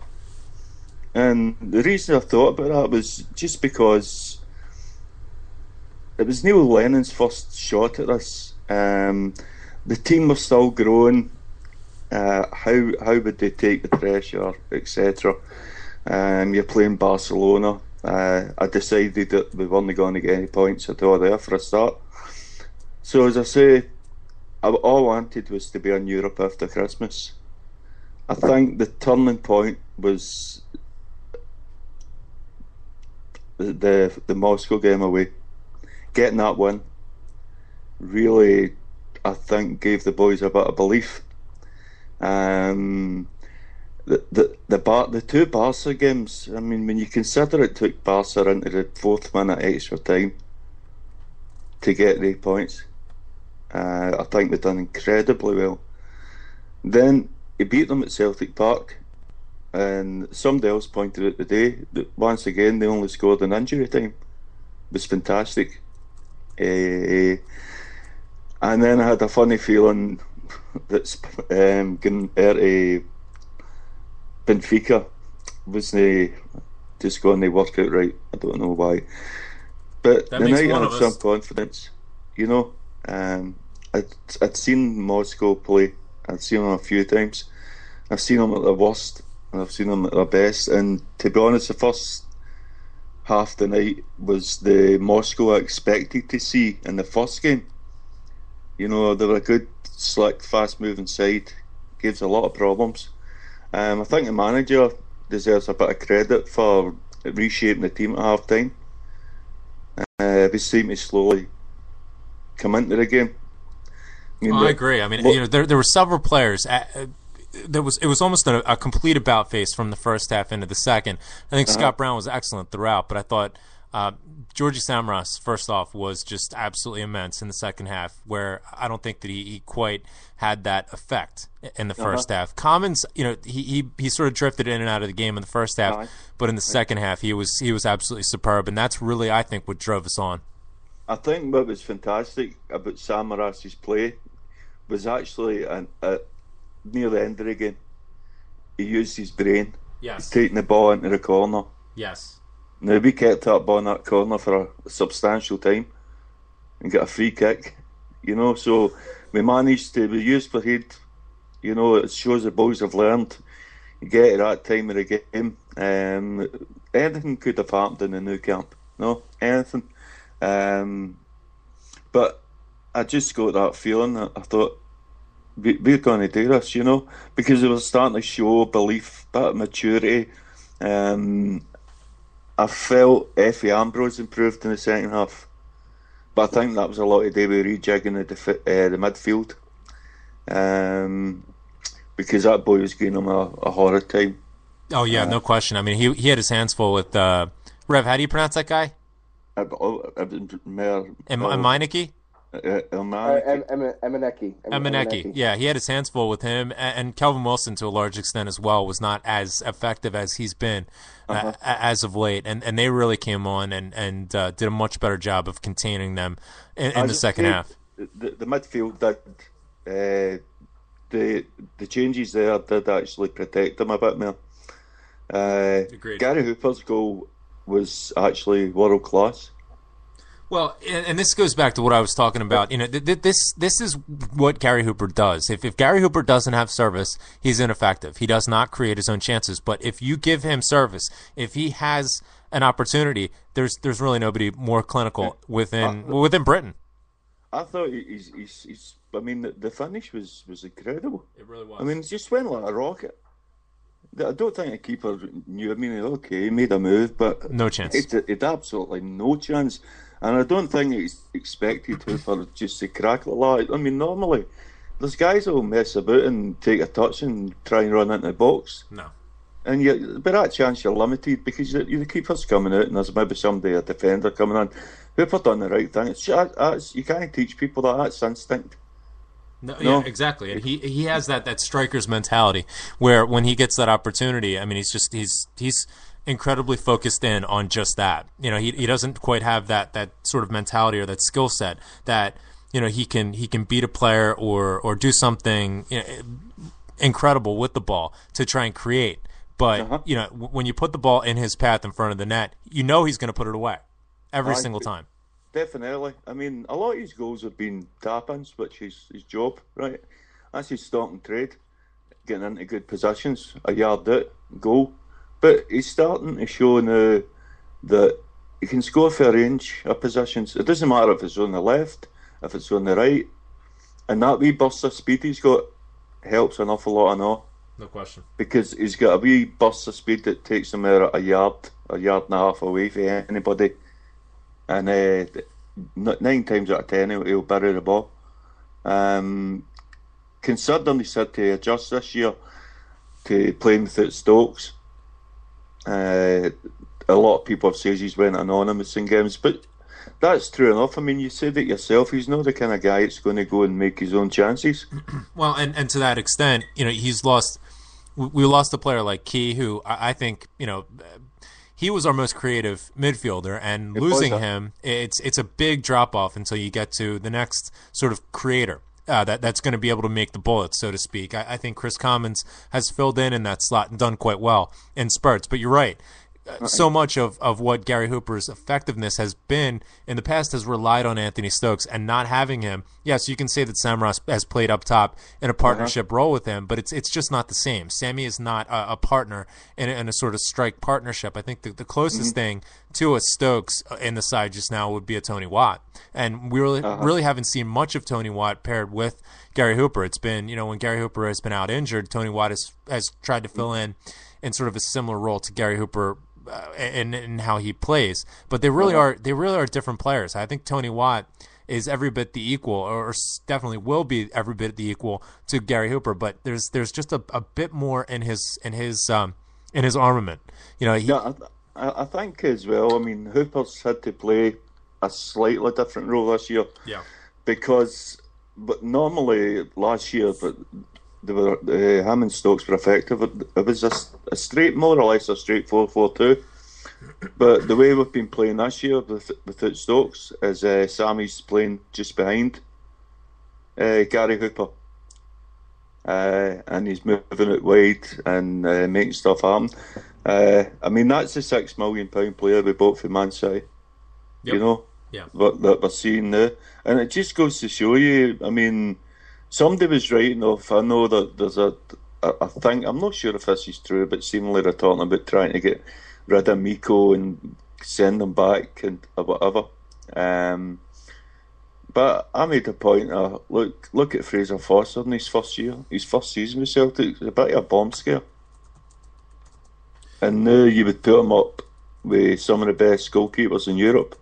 Well, I mean, you can just look at some of the comments from players like Messi or Pedro, who have said there's no reason why, the Celtic keeper can't be one of the best in the world. And you're right, he's really proven that. That's credit to Steve Woods, and the job that he's done. I mean, it's absolutely incredible. The backroom staff that Neil Lennon has assembled, in addition to the work that John Park has done, and the faith that Neil Lennon has placed in John Park to do what he's doing and to try and assemble a system that suits that. It's just, I mean, this is the gold standard that every other club that wants to adhere to financial fair play, this is the model that everybody is aspiring to see. Not Man City spending £463 million, not Chelsea, not Chelsea spending £430 million.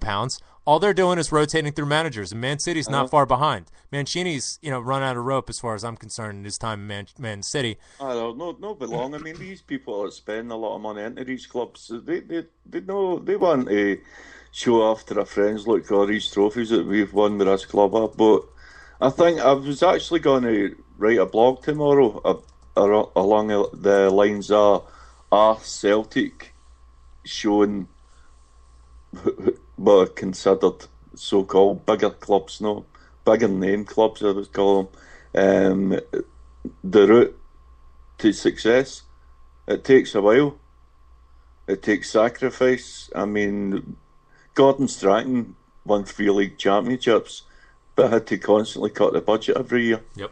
And what a job he did in hindsight. Neil Lennon's doing the same. He's having to cut the budget because we're having to get wage bill down to below 40% of turnover. Well, that's I don't think that's going to be much of a problem going forward, considering the 21 million that we've picked up from our European campaign. But what Neil Lennon has turned us from is a side that's trying to cut its budget to a side that's generating more and more revenue from less and less investment, and it's remarkable what they've been able to achieve with it.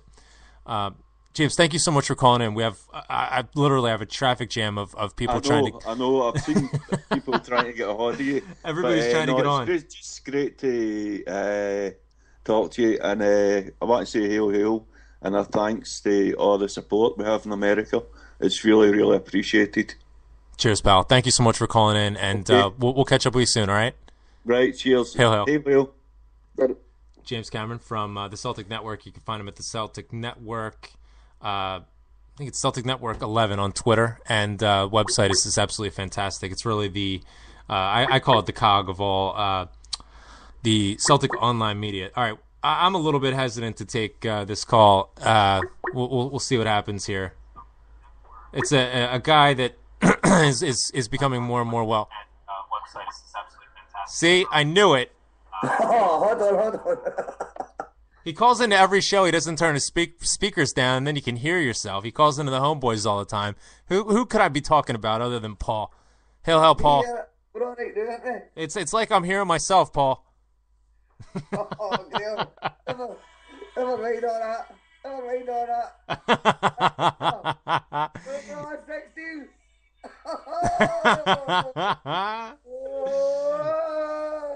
Superb. So what's the scene like tonight, Paul? Well, in my living room, it's bouncing.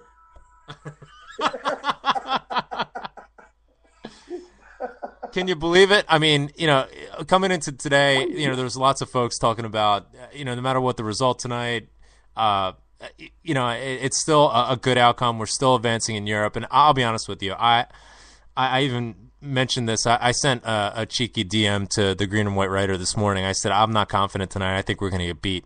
And I was very, for some reason, well, I know the reason. I'm a generally pessimistic sort of mentality. I'm not allowed to use sweary words. You're a pessimistic cunt. That's what I am. I'm a doom and gloomer. But I don't give a fuck. See, doesn't matter what you say. See, the night, man, these are the nights you live for. These are the nights you live for. Absolutely amazing. I just wanted to phone in. I never even noticed the game. I don't care. We got the result. We're through. End on. Don't even ask me about tactics. Don't even ask me who ruled the midfield or anything like that. I just wanted to phone up to get everybody. We've done it. We've done it. Now, listen, we have you have a platform now, to use the Yampi term. Okay, this is going out worldwide, and thousands, if not millions, of Huns are listening in. Tell the Huns that are listening what you think about this. Tell them, deliver the message that you have to them on this night, our night of glory. Tell the Huns what you think. I don't give a fuck about Huns. That's what I'm telling you. I don't give a fuck about them. That's my message to them. I don't care. I don't care what they're saying. I don't care what they're doing. All I know is what we're doing and what we've done. They mean fuck all to me. All right. We'll try this then. What side from the options that we have to come up against in the Champions League? Who would you like to see us play against? And obviously, there are certain clubs that we'd like to go up against because that might give us a better shot of advancing. But then there are other sides where, it'd be nice to have, a spectacle, to go up against them. Obviously, Juventus is a tasty one. Going up against them, it's the specter of getting some revenge, going back to Turin and sort of righting the wrongs and seeking justice that we were denied the last time we were there. What are your thoughts in terms of who would you like to see us go up against? Bitter bastard. I am a bitter bastard. You've been listening to this show, Paul. You know me. I am bitter. What are your thoughts? My thoughts are, I can't really think about that just now. See, honestly, you're pushed out of your gourd.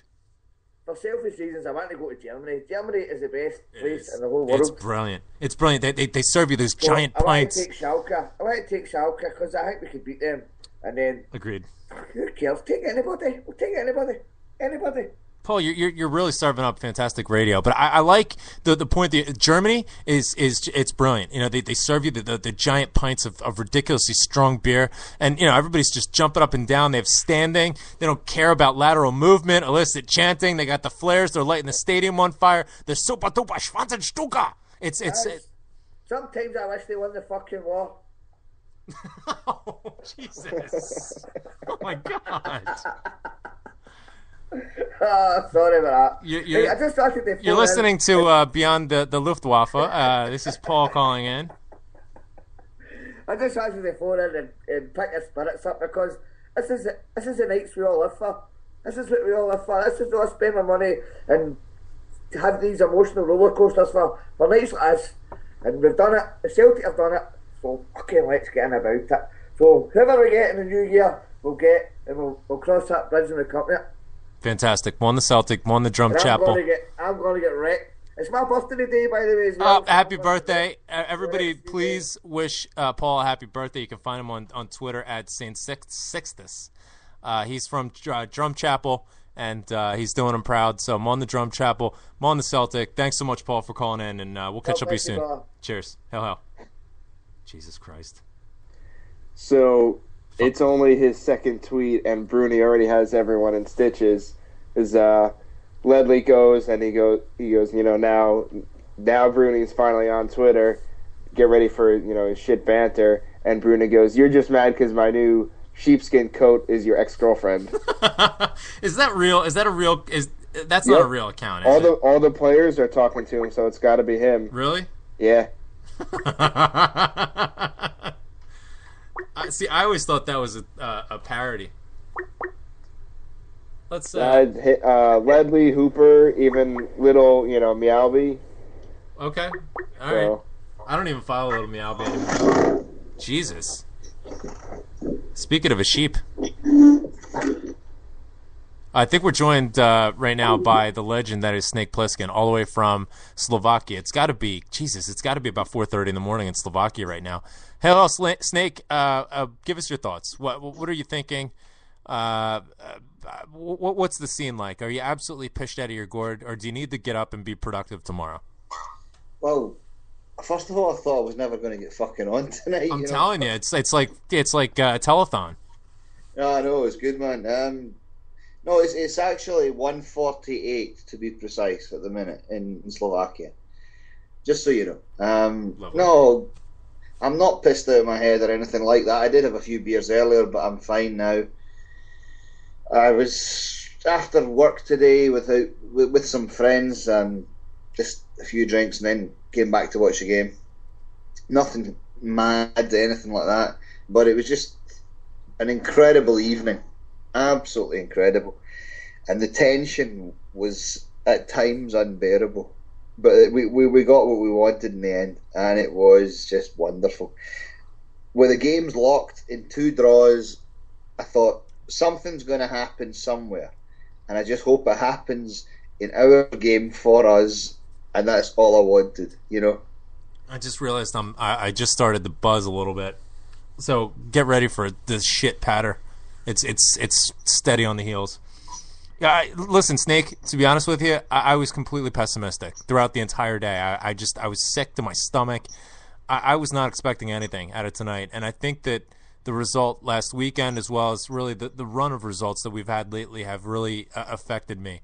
And going into today, or tonight, today for us over here, I expected the worst. And in spite of not having our best form, we got the result. This is the type of performance that you expect from a seasoned side, from a side with experience.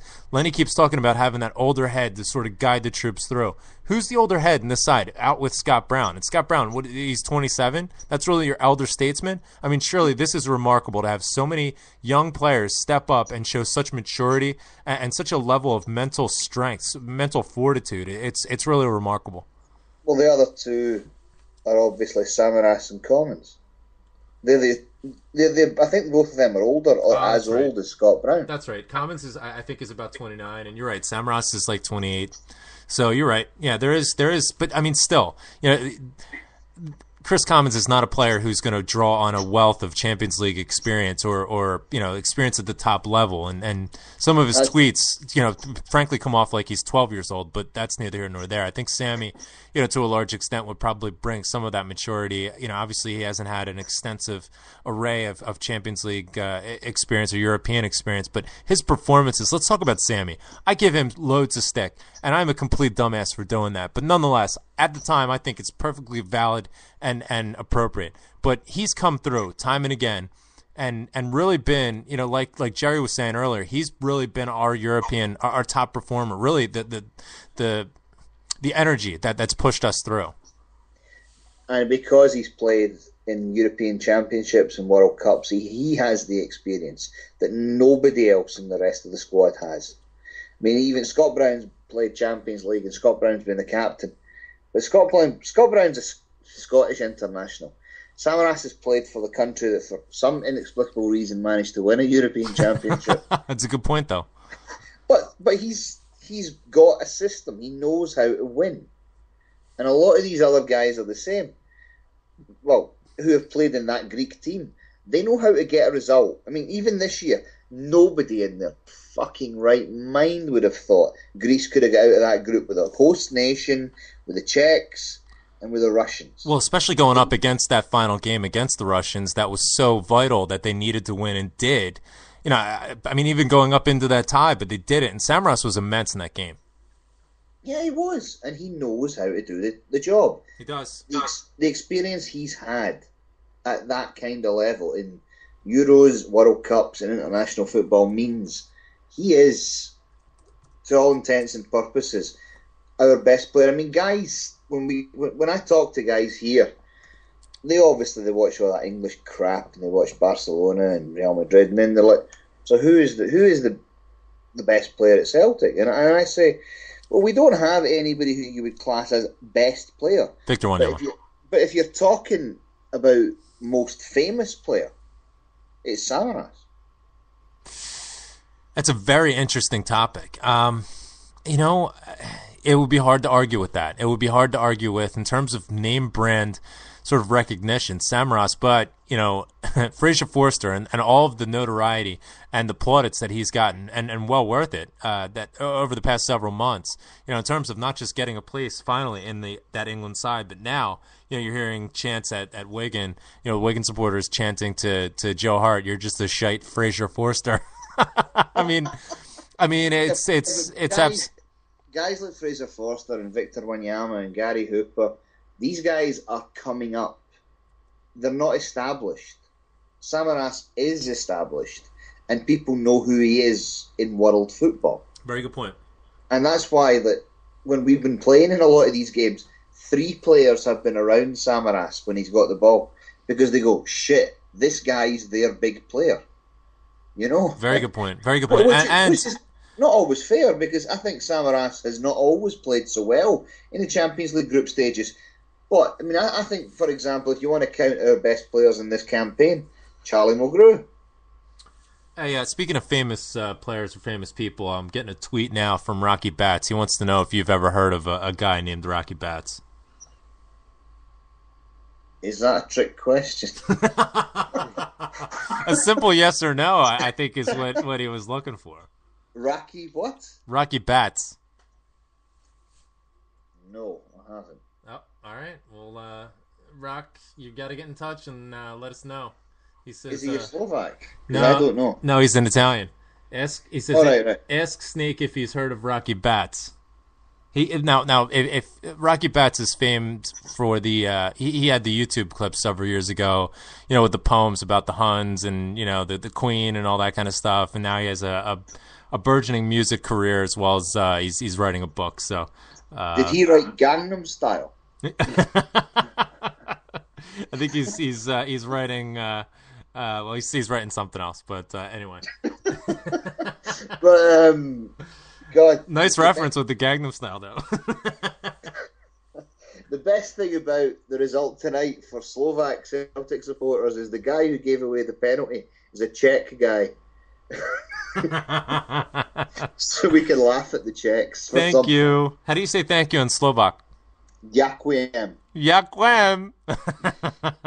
Or just thanks is Jaka. Jaka. Hey, speaking of Jaka, what the hell happened to Lustig? Like when he was laying on the ground, did he have like a was it some sort of like penis? Can I say penis? I think, yeah. I'll just say penis. Did he have like a schlong contusion or something? Like, did he get hit in the prick? What was happening? He was handling his junk like, he was sort of having a wank. Probably a groin strain, if we want to be politically correct about this. Yeah, if you saw the way he was stretching his leg, he was motioning from like his front to back ankle to down to the groin. So it's got to be some sort of muscle flexor, whatever. I didn't take anatomy.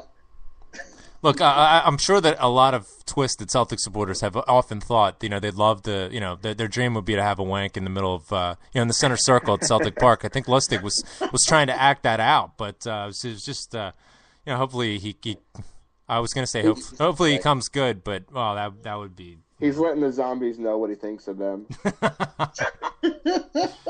Fantastic. Jesus Christ. Snake, who do you want? In the draw, who do you want to face next? I want Juventus. I do too. Tell us why. Because Celtic have a good record against Italian football teams in Europe. See, I just want revenge. I want that too. It's just simple for me. I just want revenge. I don't fancy playing La Liga teams. I think the Germans are strong. I don't want all that Man U crap. I agree. Juventus or Porto. One of those two. Very well said, sir. Very well said. We still have a line of people who want to get in touch. So I'm going to go. So Dobro Noc, which is good night. Dobro Noc. And Tacky, or what was it? Tacky Wacky? What's the thank you? Yaquiem. Dobre. Fantastickie. Hail. Ciao. Dobro Noc. All right. Cheerski. See you guys. Snake Plissken of Repute from CQN, doing fantastic work. Check him out on CQN. Some of his pieces are absolutely dynamite, outstanding. If anybody has been trying to get in touch and they're still awake, you better do it now. Actually, I'm going to play a song real quick. Speaking of Rocky Bats, I'm going to play his latest song so that those of us who are still with us, who are still awake, can use the restroom. I might need to use the restroom. We'll come back. We'll take a couple more calls, and then we got to wrap it up. Otherwise, my wife is not going to be happy. But exceptional circumstances, needs must and all that. So anyway, here's Rocky Bat's latest, and we'll be right back. Backside of jail and I'm at it again. Just got parole from the federal pen. Guido busting rhymes, serving up Pisonics. Dre ain't the only one blazing up chronic. Sicilians clock you with a third eye. Look at my sister, you punk, you die. That's always cooling around the way. Stacking fossils every day. Rolling through the hood, check the Puerto Rican. Show dreads, love all the girls I'm freaking. Hit my brother off with some light green grass and a baseball course and whip some ass. Salvo rolling blunts up in the spot. Light it up now while the block's not hot. Then the block party is thrown by Gotti. Capos rolling the dough Maserati while the muscle packing a 12-gauge shotty. Hoes won't Guidos, 2 at a time. Pants going down like the bull dropping down. Still booking bets up to 50 grand. Don't pay once, Paulie breaks your hand. Help comes in from Pleasant Air. Fuck with us, catch your bullet back. Who got game and who spot sells? Who's getting loose, puffing up them L's? Hate all you want, I'm on top. Try to block fool, but you know I can't stop. Flipping Pisonics, blowing up your spot like copping shitty weed off a bumper clock. See me mobbing up in scores. Bust my nut up on her jaw and leave baby doll just begging for more. Weekends come, I pass through Brooklyn. Check Paulie D, big bets he booking. B-Hurst Guidos, man shit cooking. Crews burning leaf under the L. Man politicking up on a cell. Wise off there, that split your shell. B-Block Rock is up in here. Not funk faking, ain't got no fear. I'm a reservoir dog, I cut off your ear.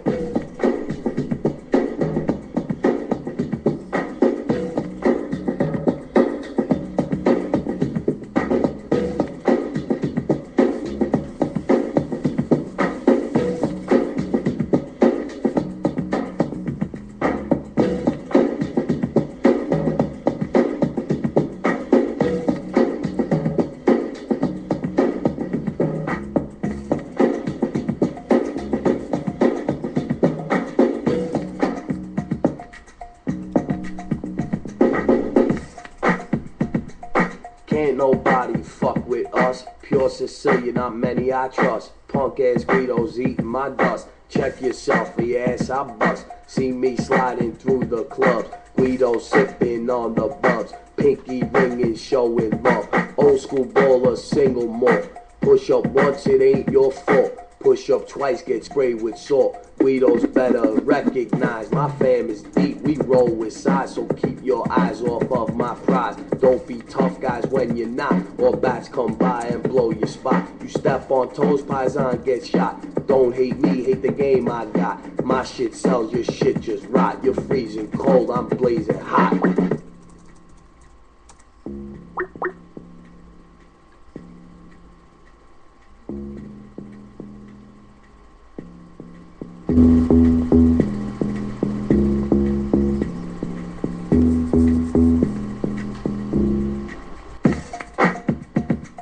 Rocky write rhymes, they offer the hook, and you know homeboy just killed your book. Rocky twisting hydro with Godfather Blunt, scoring 3 biddies by laying down a bunt. Bats booking bats, bats bagging up chronic. Genevieve's family ballin' bionic. Marshall make room, Marshall have manners. I'm aiming for you, you're all that matters. Real made men, peep in your zone. Bat stacking decks and your spot is blown.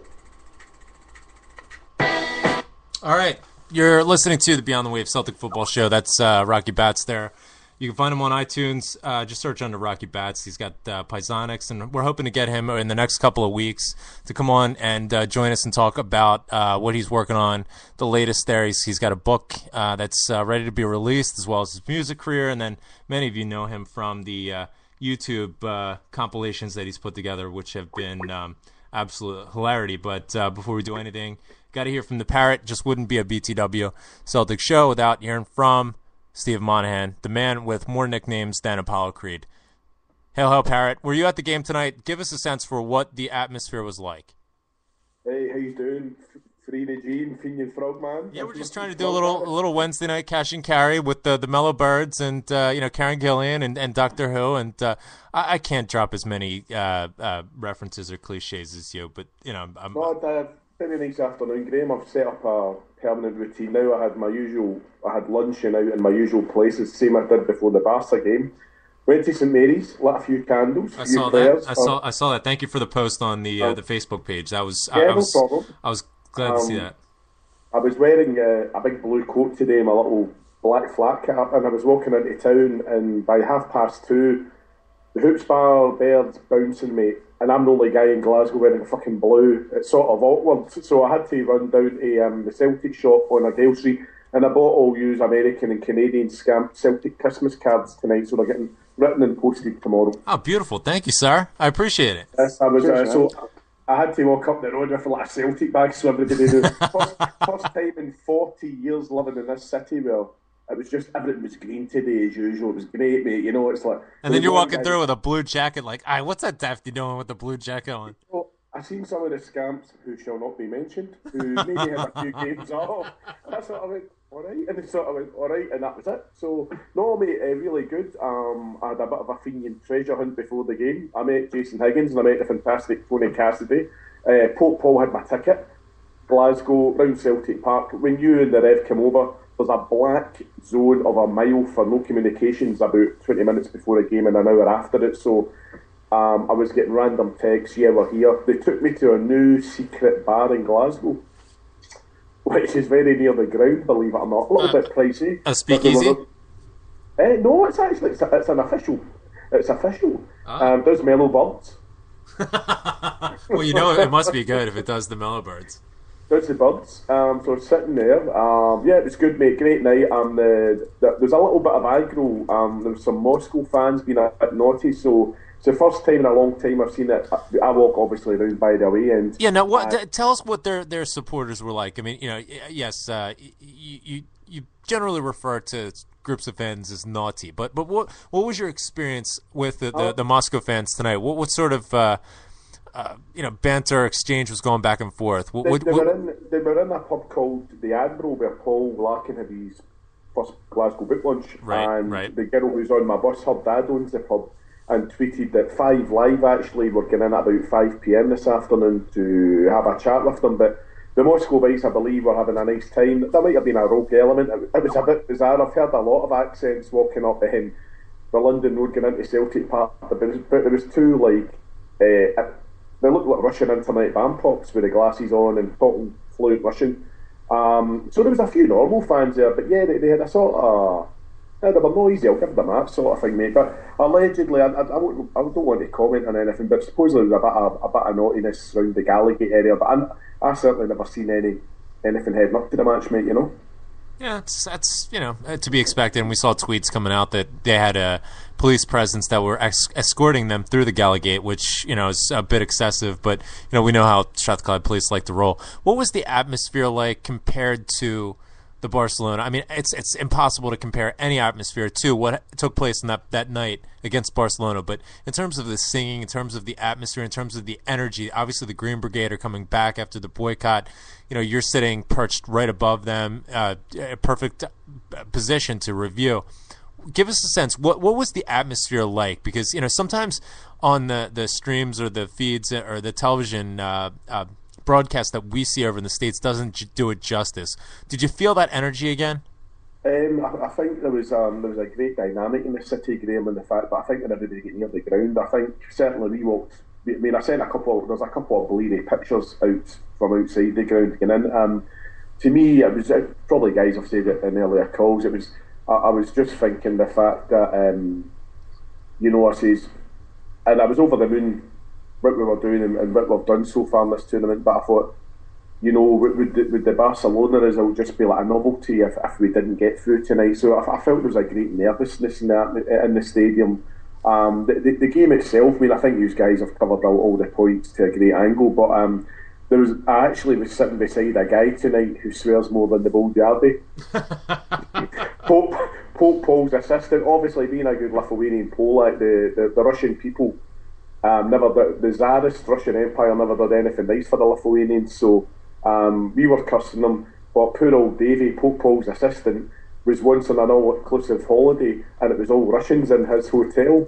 But he never told any of us this before, and he just started jumping out and saying, "You dirty Russian bees, yeah, all the food." Me and my wife had to go to Burger King, yeah, everything sort of thing. So they were like ants. But no, it was good, mate. It was, I think the police commander in tonight's game was a Pat O'Hallaha or something like that. So, but they had 20 Hooters standard females on police horses outside the away end just as we were leaving the stadium. Now, give us a sense. I mean, obviously there's been a lot of report about the bother that the Strathclyde police have given to not just the Green Brigade but ordinary supporters. Did you see an element of that tonight where ordinary punters were getting hassled by the police for trying to search them for drugs or water bottles or anything like that? Or I mean, was it a bit more subdued considering the size of the crowd? I mean, obviously the police are going to be outnumbered. And did you sense any of that?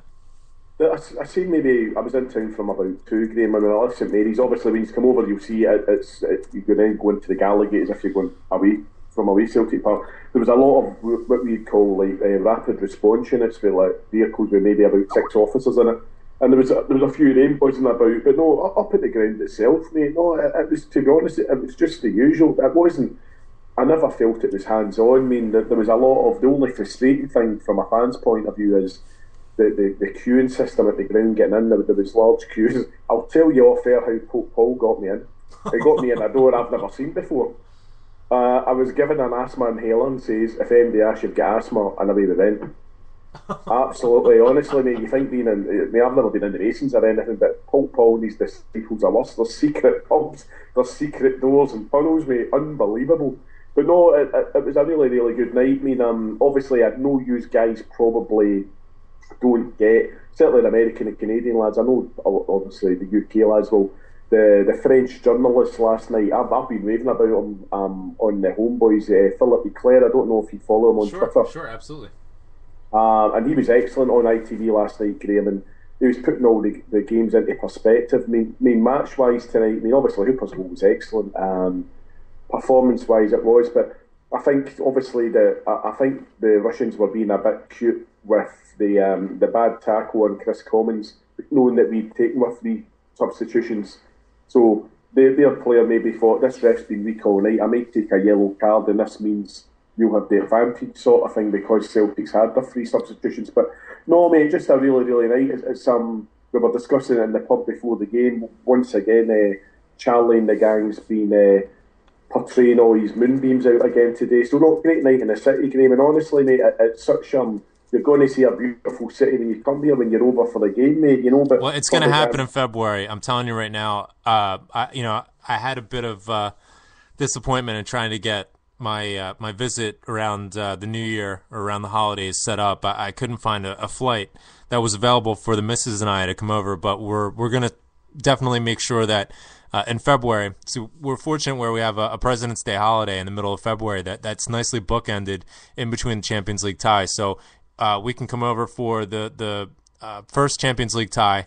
And then I believe we're playing Dundee United that weekend, so then we can stay for the long weekend and then fly back home. So that's what I'm going to be shooting for. Hopefully in February, maybe it won't be so cold, but not like that's really going to matter or bother me. I mean, we have cold weather over here. I'm sort of used to it, but I'm just buzzing to get over. I really can't wait to meet yourself and a lot of the. Oh, it's total cash and carry. Go to Drum Chapel. There's a better standard of scamp over there.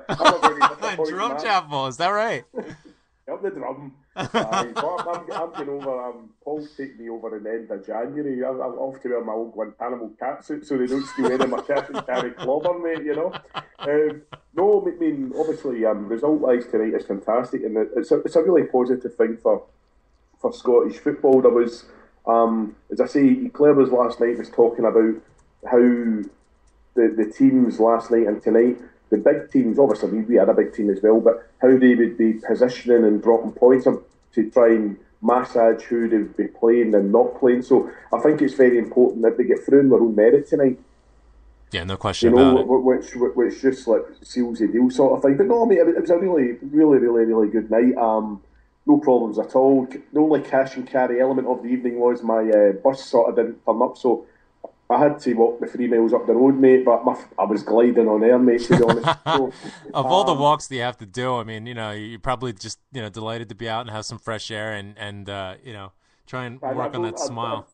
I don't think I've been as, me personally, Graham, I mean, I've been saying to like Paul and that on the phone, that's the most nervous I've been at Celtic Park in a long time, mate. It was the first nerves I've had. The Barcelona game, I was going into it saying, do you know what? I'll take anything. Tonight I went, this would be the traditional Celtic thing, like we'd be so close, or we would win 2-1 and then Benfica would sneak a 1-0, mate. But no, I mean, credit where it's due with every player involved, and they've done ever so well. I mean, I think we've got to take into context the fact that you've got a young 18-year-old guy called Raphael Sterling at Liverpool Football Club, and he's wanting 70 grand a week, Graham.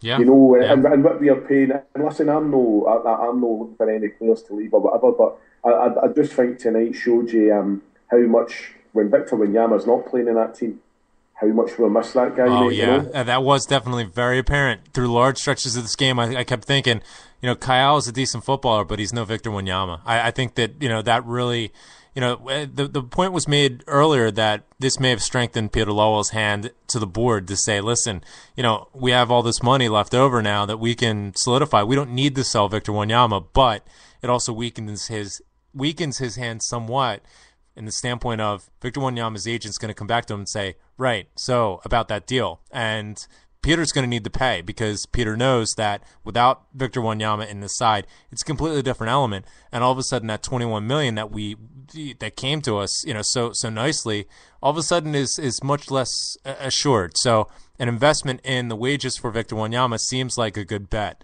Hopefully, fingers crossed we can come through with that, or at the very least, somebody comes in with just a bucket load of money for Victor Wanyama, and we can put that to good use in trying to come up with a player that is going to fill that need. But certainly great problems to have. A great night, and enjoy the rest of your night, Parrot. Thank you so much for calling in. Yeah, thanks. Sorry there's not been much cash and carry or malcontentness, but just a wee message for the Rev.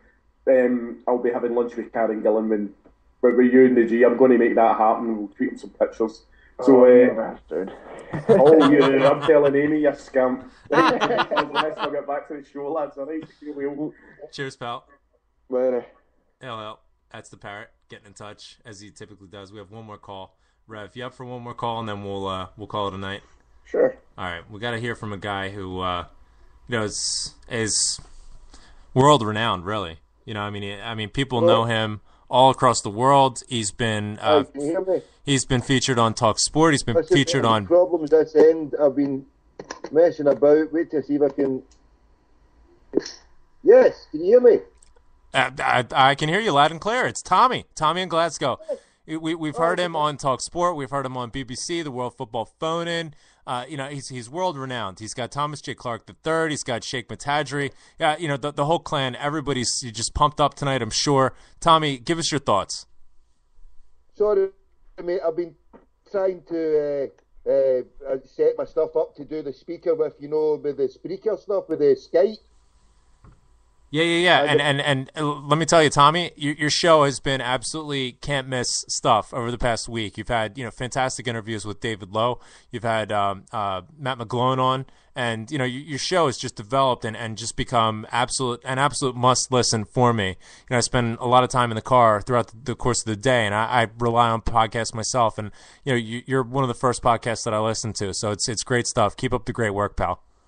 No, similar for yourself, Norm. I'm off air, mate. If you can get a chance to help me talk through how to load up Skype with the stuff later on, I would be mightily appreciated, because there's a lot of good people who are using Skype, and I would like to get them on, but with me being hopeless at doing it. But no, thank you, and ditto for yourself, because your show has been excellent tonight, and it's been a joy to listen in, because again, the mainstream media on the TV, they've walked away from Celtic, and on the radio they couldn't turn their stuff off quicker. So to have good Celtic people putting out stuff, I was listening to the show, and I'd picked a couple of gentlemen up. One was from England, and another one, a Scottish one who was living in England. And he's like, "What's this you're listening to?" And I was like, "This is Hail Media." And he kind of laughed. He went, "Oh," and I went, "Well, have you not heard of it?" He's like, "No." I said, "Well, listen, you need to tell more people, because it's about Celtic community rising up to the, and this is, tonight is just, it's amazing." I was picking up people. I picked my lassie, my uncle up after the game, and the atmosphere outside it. Or I was along the Gallagate, the Bears Bar, Hoots Bar, all the bars along the Gallagate were open to about midnight. The police kind of kept their distance. The atmosphere all over Glasgow tonight, obviously, as you can appreciate, is, well, from the green side anyway, is absolutely electric, even although it's minus 20, I think, out there. But Baltic, but the Celtic were melting the snow. Every footstep a Celtic fan walks, we're melting the snow, because we're that buzzing. I mean, mate, I've loved your show. You've kept me busy here, mate. I've been listening in, tuning in the last half hour.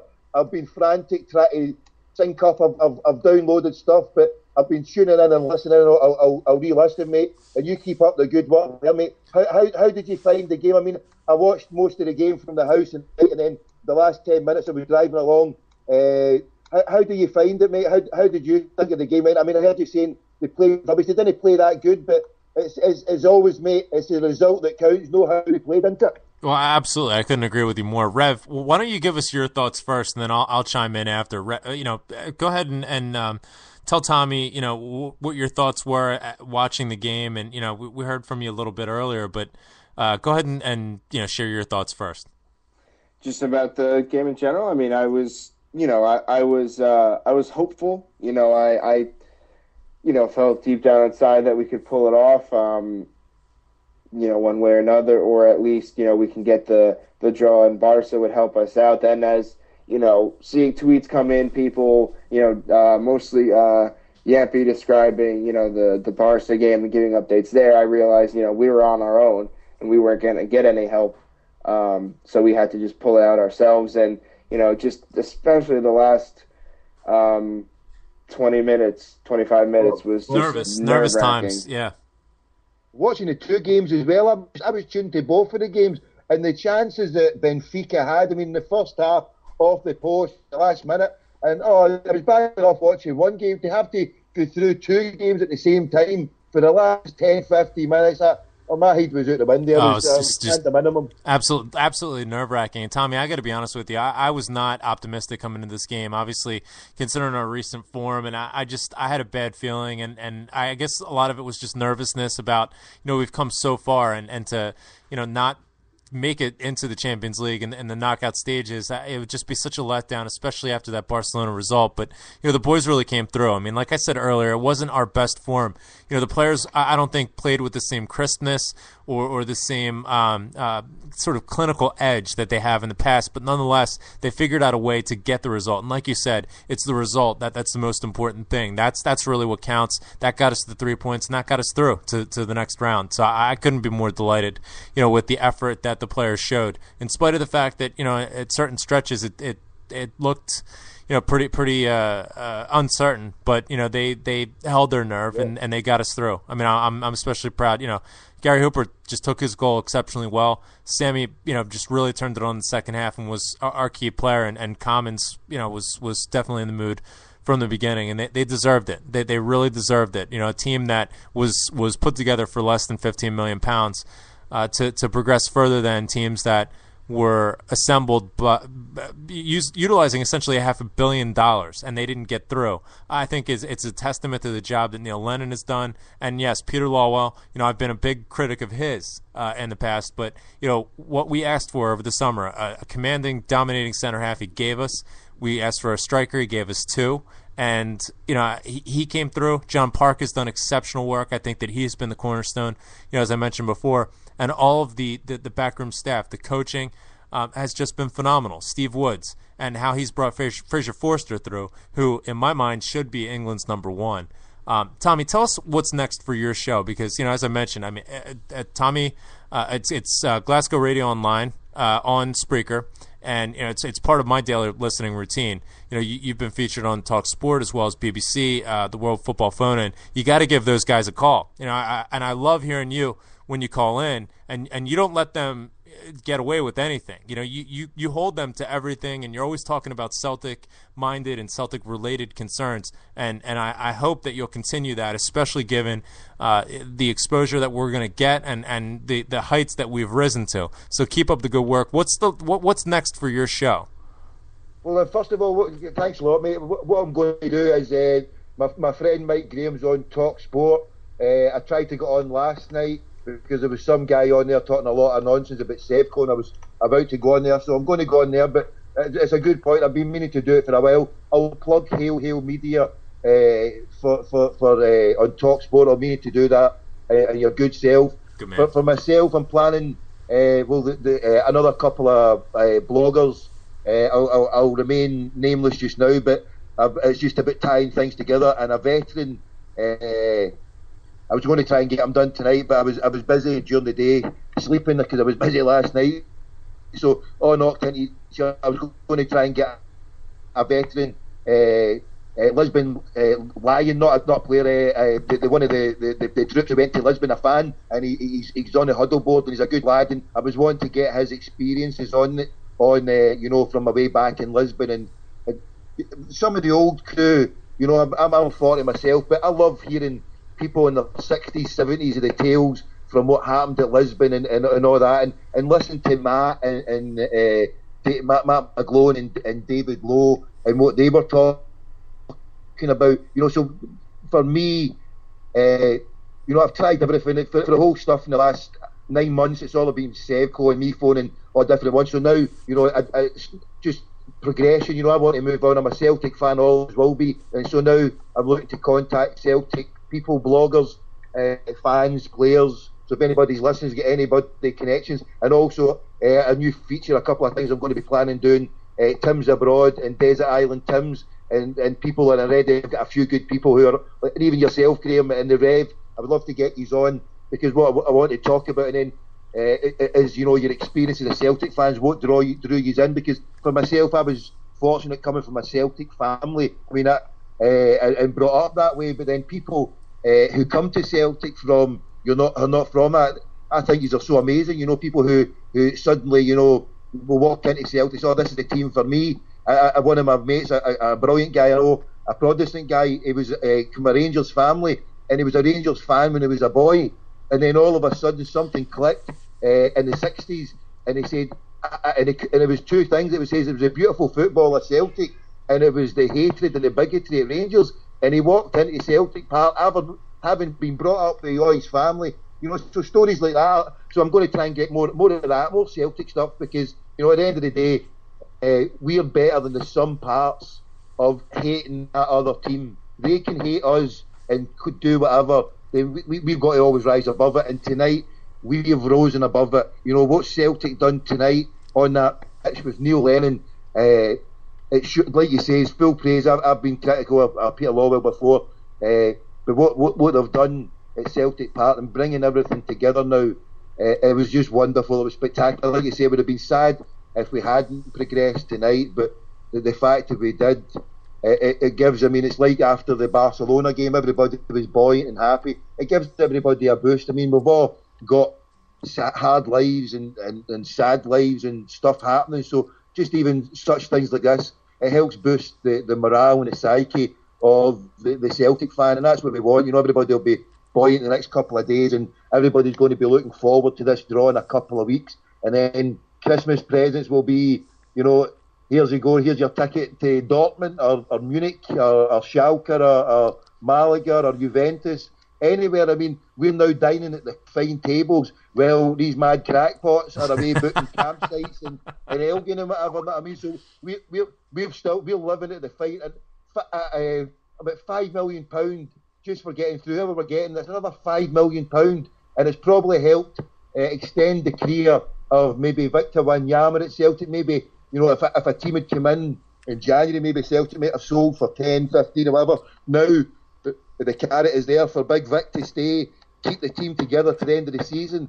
Let's dream, let's keep the Wembley dream going. Why not? It's on the 25th of May. Dreams happen, dreams come true.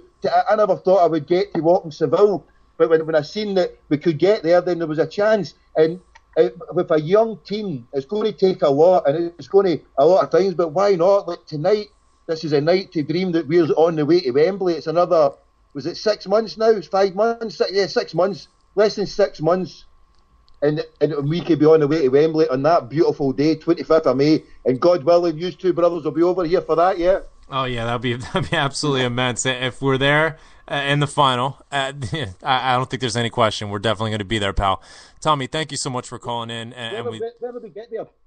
I was going to say, brother, I'm doing a show straight after it. I've been trying to do the stuff, but I'm going to do a show straight after it to keep the fun rolling. So anybody wants to join me, please do. But yeah, the thing for Celtic, whether we get to the final or not, it doesn't matter. If we can get to the last 8, it's to get here is just the top of is icing on the cake. So whatever we get, if we get to the last 8, last 4, let's dream on and let's go all the way. And if we don't, then hey, it's been a dream and it's been a beautiful year.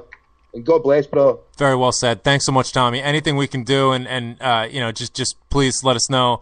And we're really enjoying what you're putting out there. So we'll be in touch. Hopefully we can catch up with you soon.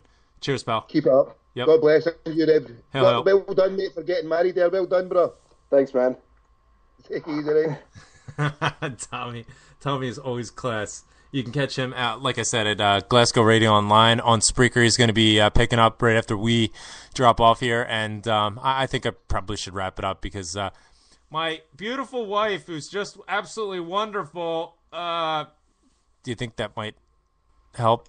I don't know. I'm going to have to try that myself. It should work. My wife, who's the greatest ever, is allowing me to do this, so I'm going to stop now so I can be in her presence. I might have gone overboard, but anyway, listen, 10 points, all right? Second in the group, we could have had first. We could have won the group 20 seconds away, but it doesn't even matter. Rev. It doesn't even matter. Let's finish it up. What's your preference? Who would you like to see us play? I know, obviously, like I said, there's two mindsets. Who do we want to play? Who gives us the best chance to progress? But also, in terms of like a glamour tie, who would you like to see us play? What are the options again? Oh, Jesus. I know. You're killing me, Rev. United, Juventus, PSG, Schalke, PSG, Dortmund. Malaga. PSG, Schalke, Malaga, Dortmund, Juventus, Bayern Munich, Man U. Oh wait, no, hang on, that's the last 16. See, I lost my... Here we go. PSG, Schalke, Malaga, Borussia Dortmund, Juventus, Bayern, or Man U? I guess I'm going to go with Malaga. I mean, I want to, Wasn't that a video game? Yeah. This is... Celtic hasn't been in this position since I started watching. One of the first games I watched was Celtic and Man U at Celtic Park when Nakamura hit the free kick. And so this is a unique, as long as I've been a fan and a supporter and as deep as I've been into it, this hasn't happened. I've been used to getting knocked out in the third qualifying round against, Arsenal and, shit like that. So this is something new for me. So I want this to progress as long and as far as it can for me. So give me Malaga. I don't care if it's, the easy win or I don't want to, I'm not going to say it's going to be an easy win, but, compared to the other opponents that we have, that would seem the easiest route for the next stage so far. So I don't care if that's the case. I want to milk this and experience this, right now for as long as I can. That makes complete sense. I definitely see where you're coming from. And I there's a certain element of me that agrees with that. I think that obviously going up against the Spanish side, they may be a bit more technically inclined. I'm not really sure where Malaga is lined up in the Spanish league just now, but can we see Barcelona or no? Because they came from the same group. Correct. Yeah. Okay. So Group G is eliminated, but Liam's getting in touch saying I should do the Kermit voice. Yeah, that old gag expired for me a long time ago there, pal. So I think that either Malaga or maybe even Schalke would be entered as a shout for giving us the best chance to progress. But, again, I'm bitter. I think Paul hit it right in the head. I think it was Paul from Jump Chapel that got in touch, and, I'm bitter. I want justice to be served, and I want that justice to come to us in Turin. We've gotten the rub of the green in a lot of ways so far in this European campaign, and I'd love to see that happen at Juventus, the old ladies' brand new stadium. I'd love to just ram it right down their throats. Although they are one of the better sides, I will say. I mean, they have a lot of talent there, and we need to have a show that's going to really talk about some of the sides that we may come up against. I mean, I've talked at length about Borussia Dortmund and the quality that they have start to finish, but Juventus, especially their attacking players. You have Jovinko, you have Cagliarella, you have Vidal. So I mean, there's just so much firepower there, and they're playing a really lovely style of football. That would definitely not give us the best chance of going through, maybe even give us the worst. But, you look at a side like PSG that's just completely disjointed, in spite of the fact that, you look at very similar to a Manchester City model where, Shake comes in, spends $500 million, buys up Ibrahimovic, Thiago Silva, all sorts of talent that just floods the side, Javier Pastore and Carlo Ancelotti. And Carlo Ancelotti is having a lot of trouble trying to join all of these egos together in a system that's going to have results and going to be effective. In spite of the fact that they've been successful in this Champions League campaign, they're having their troubles relative to expectations in Ligue 1. And I think there could be an opportunity there. Ligue 1. And the Parrot just got in touch. He prefers PSG because he wants to go to Jim Morrison's grave with Pope Paul, and the players hate their managers. So anyway, it's all going to be revealed here soon. I gotta say, I would rather not play PSG because I've one of my good friends is a PSG fan, and having played in this group where every other team in this group featured someone who's from the cities and support the teams that we played, that wasn't fun. Going back and forth for the last 3.5 months with good friends and just the vitriol and everything, and like the one guy actually his girl just went into labor, the Benfica fan. So they're at the hospital right now. I'm like, he's having a girl. I'm like, so you're gonna name your daughter Christy Commons Rodriguez, right? Get it up, yeah. Well, listen, they have the Europa League to look forward to, and that's great for, you know. Good for them. Yeah, you know, one of those wee Portuguese sides, you know. I mean, that's a good year, you know. That's what I wanted. I wanted to get a Sagres, you know, to taste the tears, drink the tears of our victims. Oh, it hurts. I couldn't find any tonight. It hurts. All right, Rev, let's wrap this up. Yep. 10 points. It's just a phenomenal display, and congratulations to Neil Lennon and Celtic side that you know delivered this. It exceeded my expectations just wildly, and it's going to be exciting. You know, no matter what the domestic form has been as of late, this is certainly going to spur us on and hopefully drive us on to recapturing the form that we're going to need. We're in 4 competitions, so we're going to need some squad rotation. We're going to need some spirit, but I think we have it, and just exciting stuff. So enjoy the rest of your night, everybody around the world listening. I feel like it's about 1 a.m, so I'm going to finish this beer and make my amends with my lovely wife, who is just more wonderful than I could possibly imagine. That's pretty much it. Rev, congratulations. Cheers. And thank you. Thanks to everyone who tweeted and messaged and all that good stuff. It was certainly nice to see the outpouring. So we'll be back this weekend, I suppose. But yeah. Paul Larkin's going to be joining us this weekend, which I'm really looking forward to. And shout out to Rocky Bats. We played his song tonight. Hopefully he'll be joining us in a couple weeks. We'll catch up with him, see what the latest is, and you know, maybe get a sample of some new poetry. He has a brilliant mind, creative mind in winding up the Huns, and that's always a commodity that's in great demand. So shout out to all the Celtic supporters around the world. Enjoy this. This is your night, and we'll be back soon. So thanks so much to everybody for listening and joining us, and hell, and keep the faith. Taking us out as always, Shane McGowan and the Pogues. Oh, Rev, before we go, say bye-bye to Man City. Bye, Man City. And I'll say bye-bye to Chelsea. Hell on, keep the faith. We'll talk to you soon.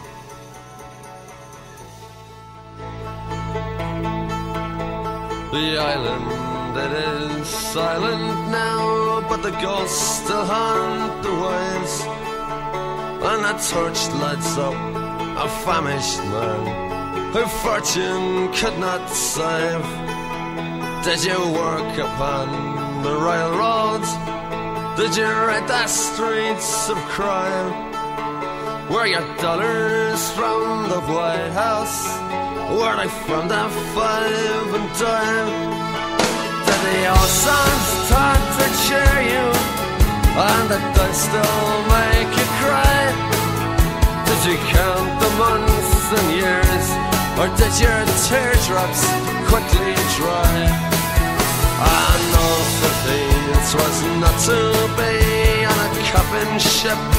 I came here and I never even got so far that they could change my name. Thousands are sailing across the western ocean to a land of opportunity that some of them will never see. Fortune prevailing across the western ocean, their bellies full, their spirits free. They'll break the chains of poverty and they'll dance.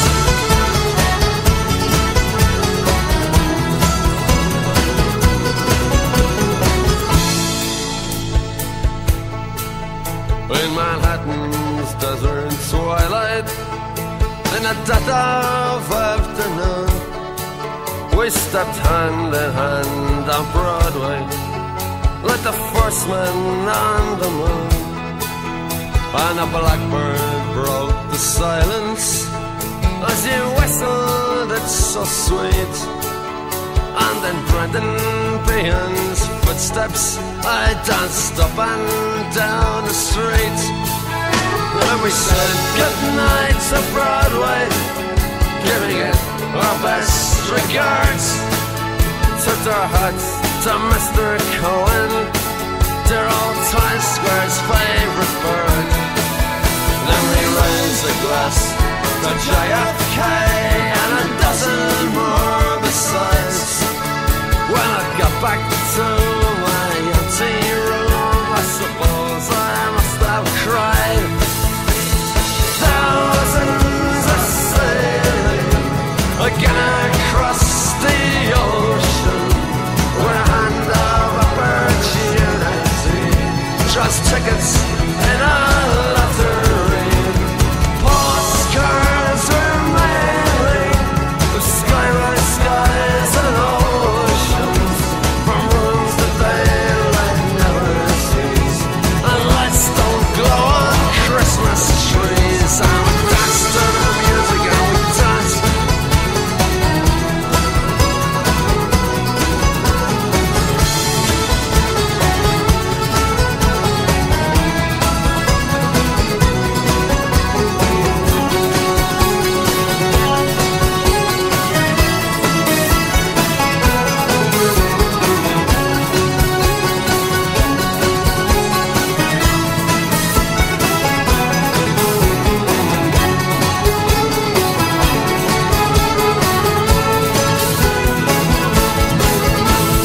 Thousands are sailing across the western ocean with a hand of opportunity. Trust tickets in a